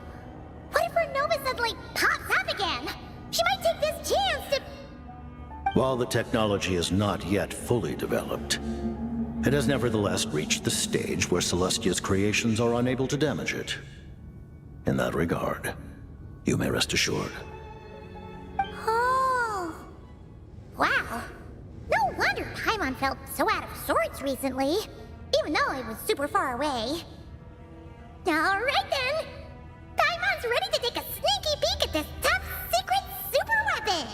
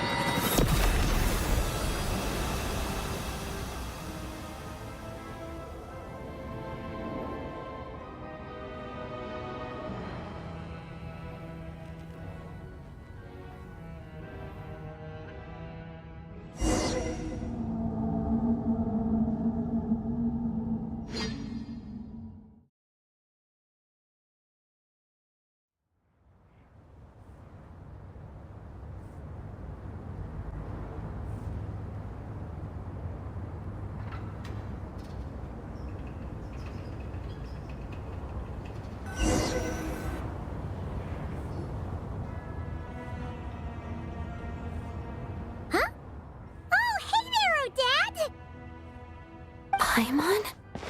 You're okay. Thank goodness. You look well. Have you recovered? Long story short, yep, Paimon's all better. What are you doing here? Were you waiting for us? That's right. When I woke up, I wanted to go in after you, but the guards had woken up as well. It would have been tough to take them on alone, and there was no easy way to sneak past them. So I returned the way I came and waited for you here. It was thanks to you that my soul found its way back to my body so quickly. Thank you. Huh. That actually worked? Nice. I just figured I'd try my luck when that ominous feeling struck me. Really, you should be thanking this thing instead. Anyway, and now that things here are all taken care of, I have other things I should get back to.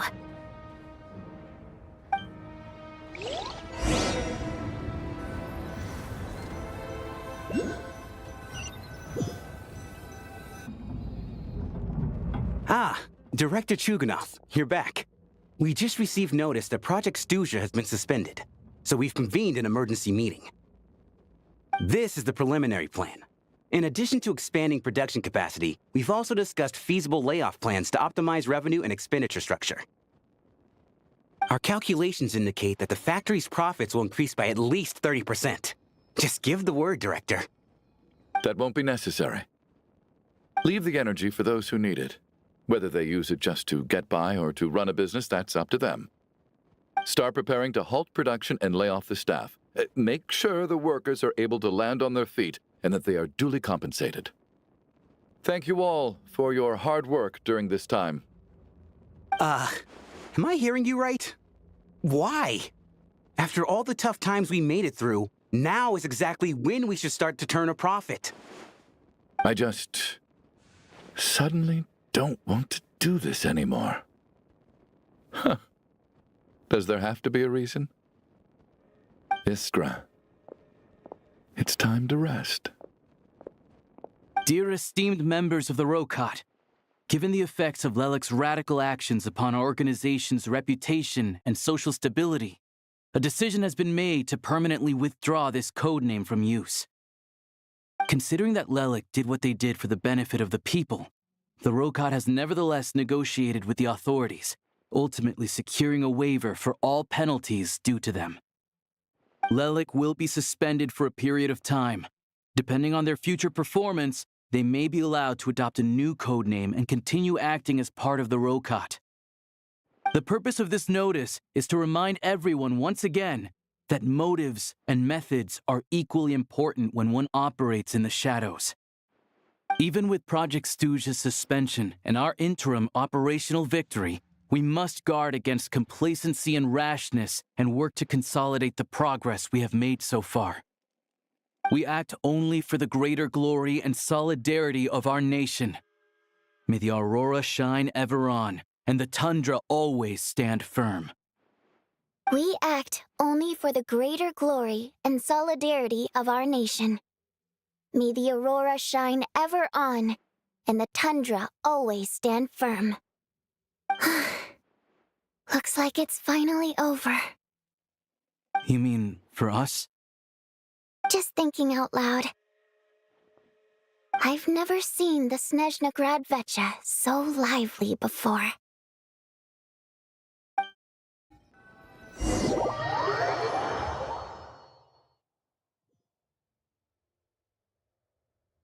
I never once thought I'd come here. But I understand everything now, Rosaline.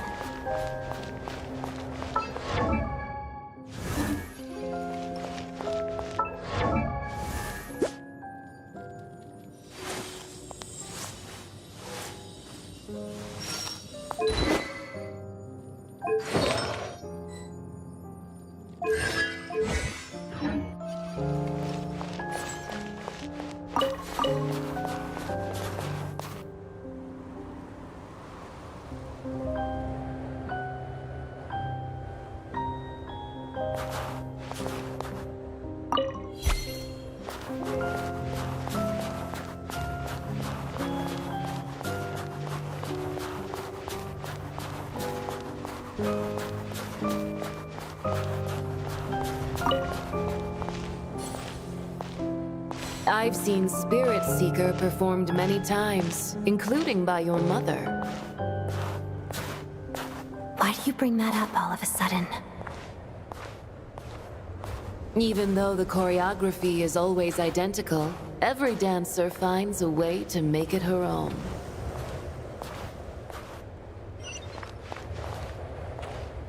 So you actually want to talk to me about ballet? I just think it would be a pity if the dance was lost to history. She didn't teach it to you, did she? That was an unusually subtle taunt for you.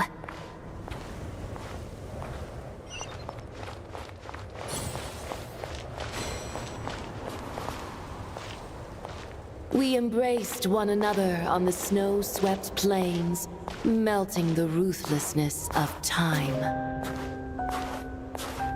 But when our bodies, in pieces, are cast to the winds, what of our love will remain behind?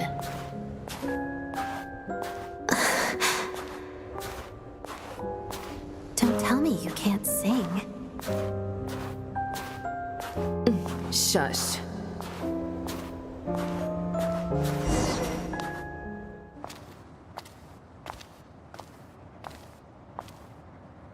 I understand her hatred. The Fatui robbed her of the life she should have had. I never opposed her dancing. Yet still I became an enemy of her ballet. I'll just keep my distance. Many despise me. I'm used to it. You're certainly not one to shy away from confrontation. But children, they need a different approach. I'm hardly the most maternal figure. Yet, she is a child. In my experience, while a father commands authority, he must still yield to love. You should tell her what you think about her dancing.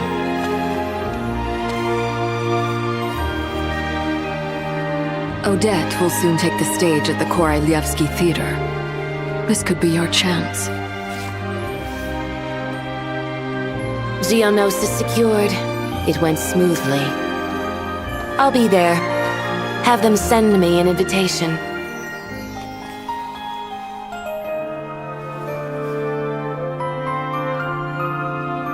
Sadly, things didn't work out.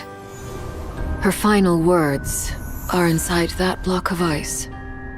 This? Aren't these for monitoring her subordinates? Not yours. This one isn't her witch's flame, but my two worlds' flames. The two worlds' flames can burn away memories. It was my parting gift to Rosaline.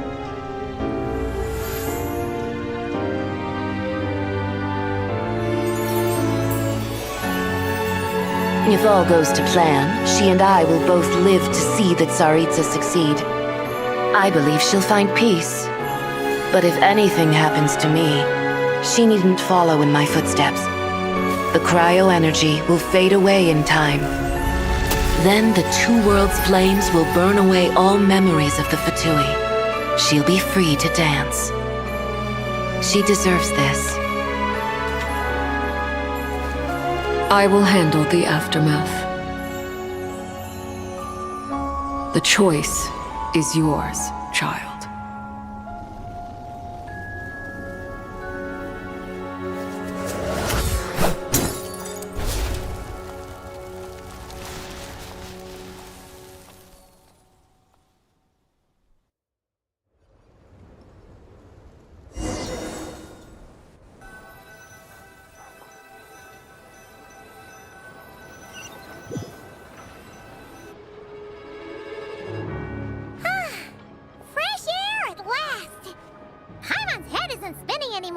And the fever's all gone.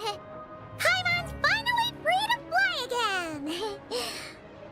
Oh, it's nice to finally know where Paimon came from, too. It did make Paimon a little nervous at first, but it's such a relief now. Like, who cares if Paimon's a creation of Celestia? She's probably not anyone that important. Probably just the fairy of food and fun or something. And like you said, this doesn't have to change anything between us. You're not gonna just... Hey! Hurry up! Why are you walking so slowly? You've spent the last few days lying in bed and stuffing your face. I didn't think you'd be able to fly this fast. Says who? Paimon's as agile as ever. They don't call her White Floaty for nothing. Paimon originally wanted to check out the bookstores in Snezhnaya, but she's more in the mood for flying around right now, so let's save that for later. Wait, they've got light novels from Yai Publishing House here too. Huh?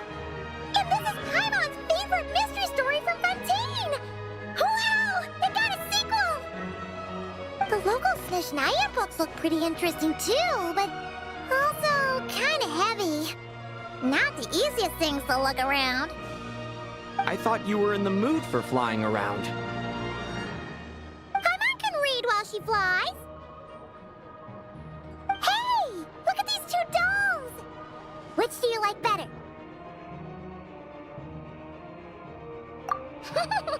All right, boss, we'll take both. Paimon will have the other one. Oh, I thought we were only getting one. All right, fine. I'll pay. There you are. Thanks for visiting. Paimon will grab this and then... Huh? Huh? Huh?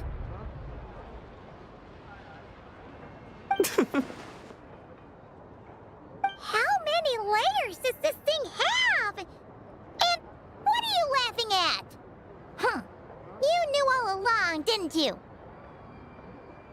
A whole bunch of people are gathered over by the plaza! Hey, look! That looks like Tartaglia! Hey, Tartaglia! I know that voice. Of course. If it isn't Paimon and my old comrade. You're looking well, Paimon. All better? Yeah! The Jester knew I was wrong and fixed Paimon right up! Thanks for sending someone to keep Paimon safe, too. Oh, yeah. About that. That was kind of embarrassing. Who could have known that our director would go looking for you in person? So sorry for the misunderstanding. Oh, right. Let me introduce you. This is my little sister, Tonya. Hello, Tonya! Hello, hello! Firstly, I'm really sorry about my brother. Sounds like he's caused you no end of trouble. Hey now, why'd you have to start with that? Not that it isn't true, of course. So she's the real Tonya. She said you two didn't manage to meet up at the theater. She waited ages for me, and when I didn't show, she got a little worried and went outside. I know, right? He didn't bother to say a word to me. I searched up and down the city for him, and he only told me about it when I finally caught him at the gates of Glupov.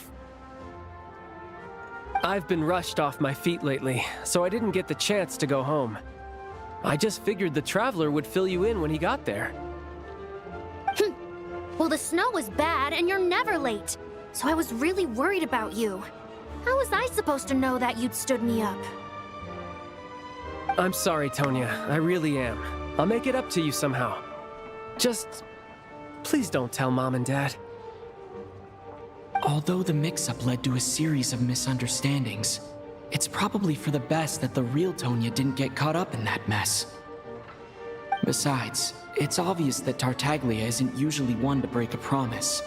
He only gave his ticket to me because he had to look into Lelik. No, it's fine. It just meant I didn't get to see the show in the end. By the way, what did you think? You were one of the first people to see it, you know? I would say... the best is yet to come. Huh? What kind of review is that?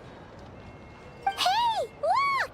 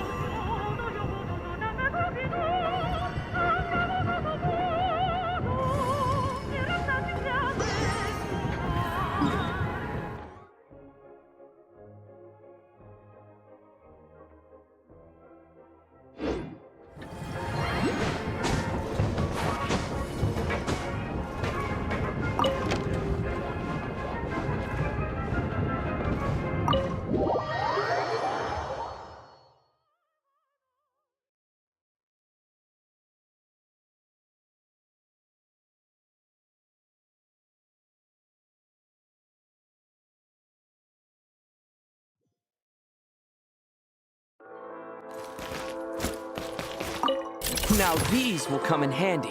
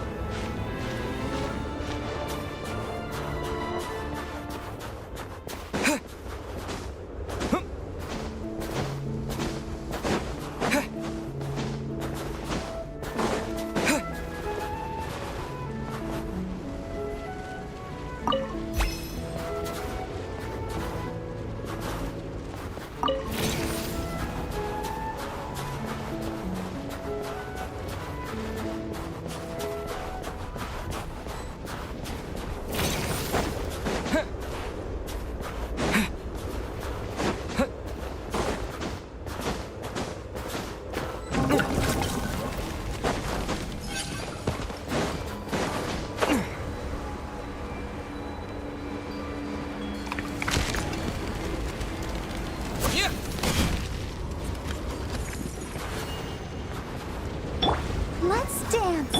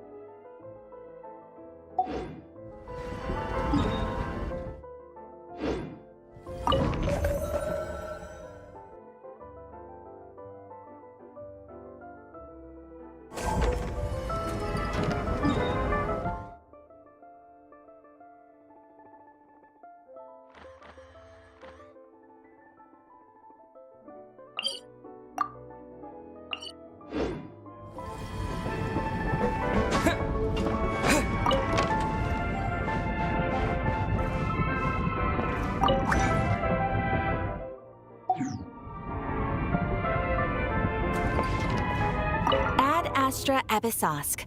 Welcome to the Adventurers Guild headquarters.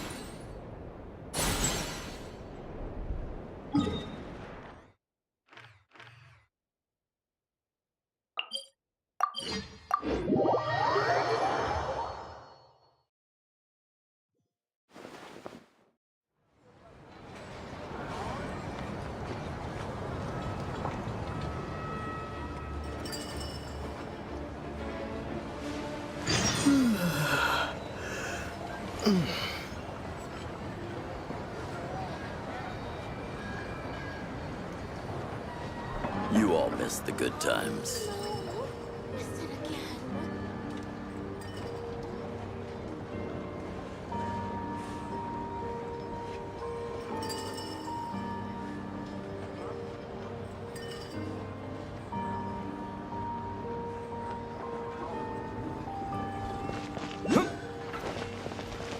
You all missed the good times.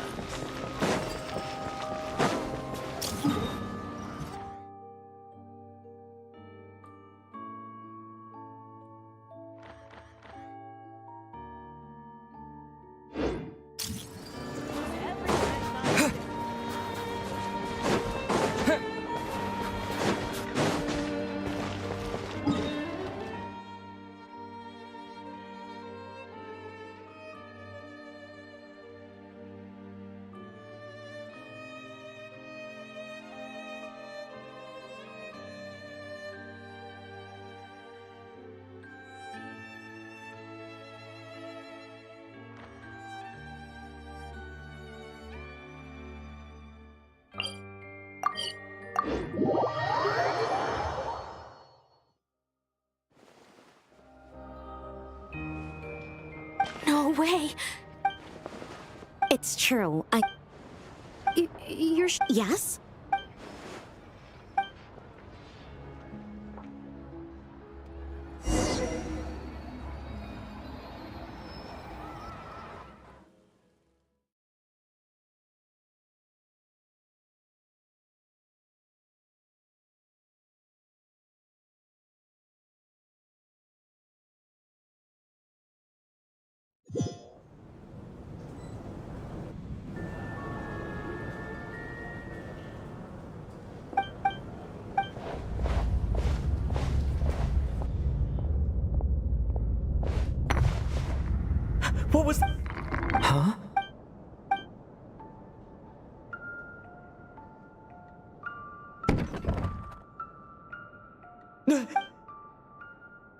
Who's they? Traveler? Oh, Dad? Yes? What were you expecting? A ghost? I have. Here. This is the true form of said ghost. It's a music box. It was a birthday gift. It used to play It sounds It'll take some time.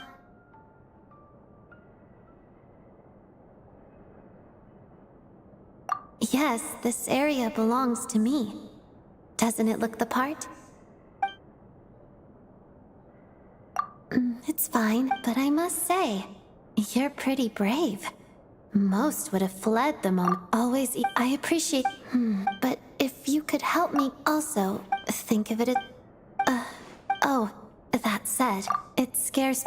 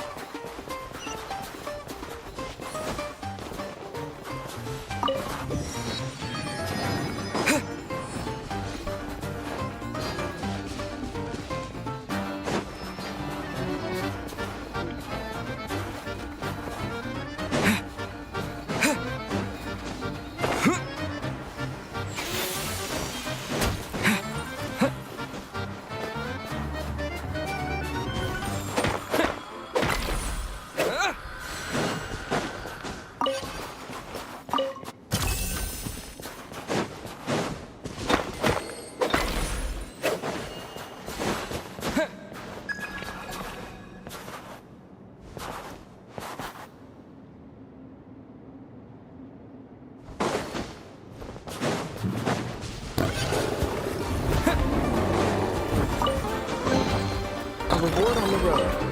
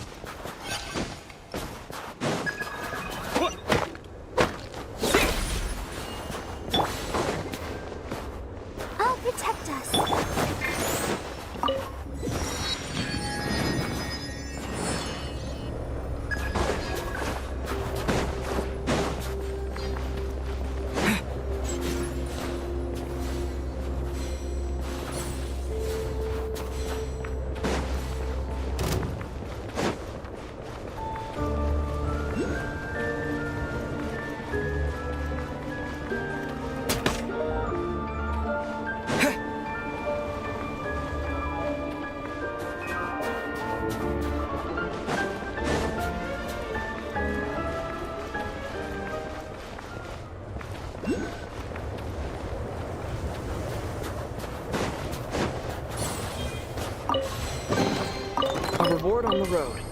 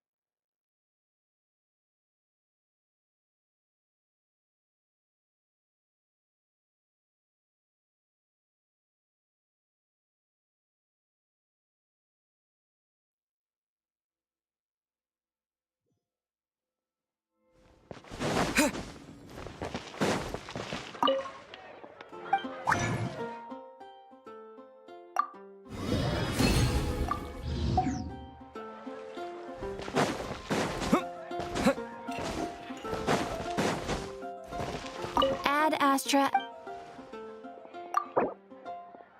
Thank you for completing. Ad Astra.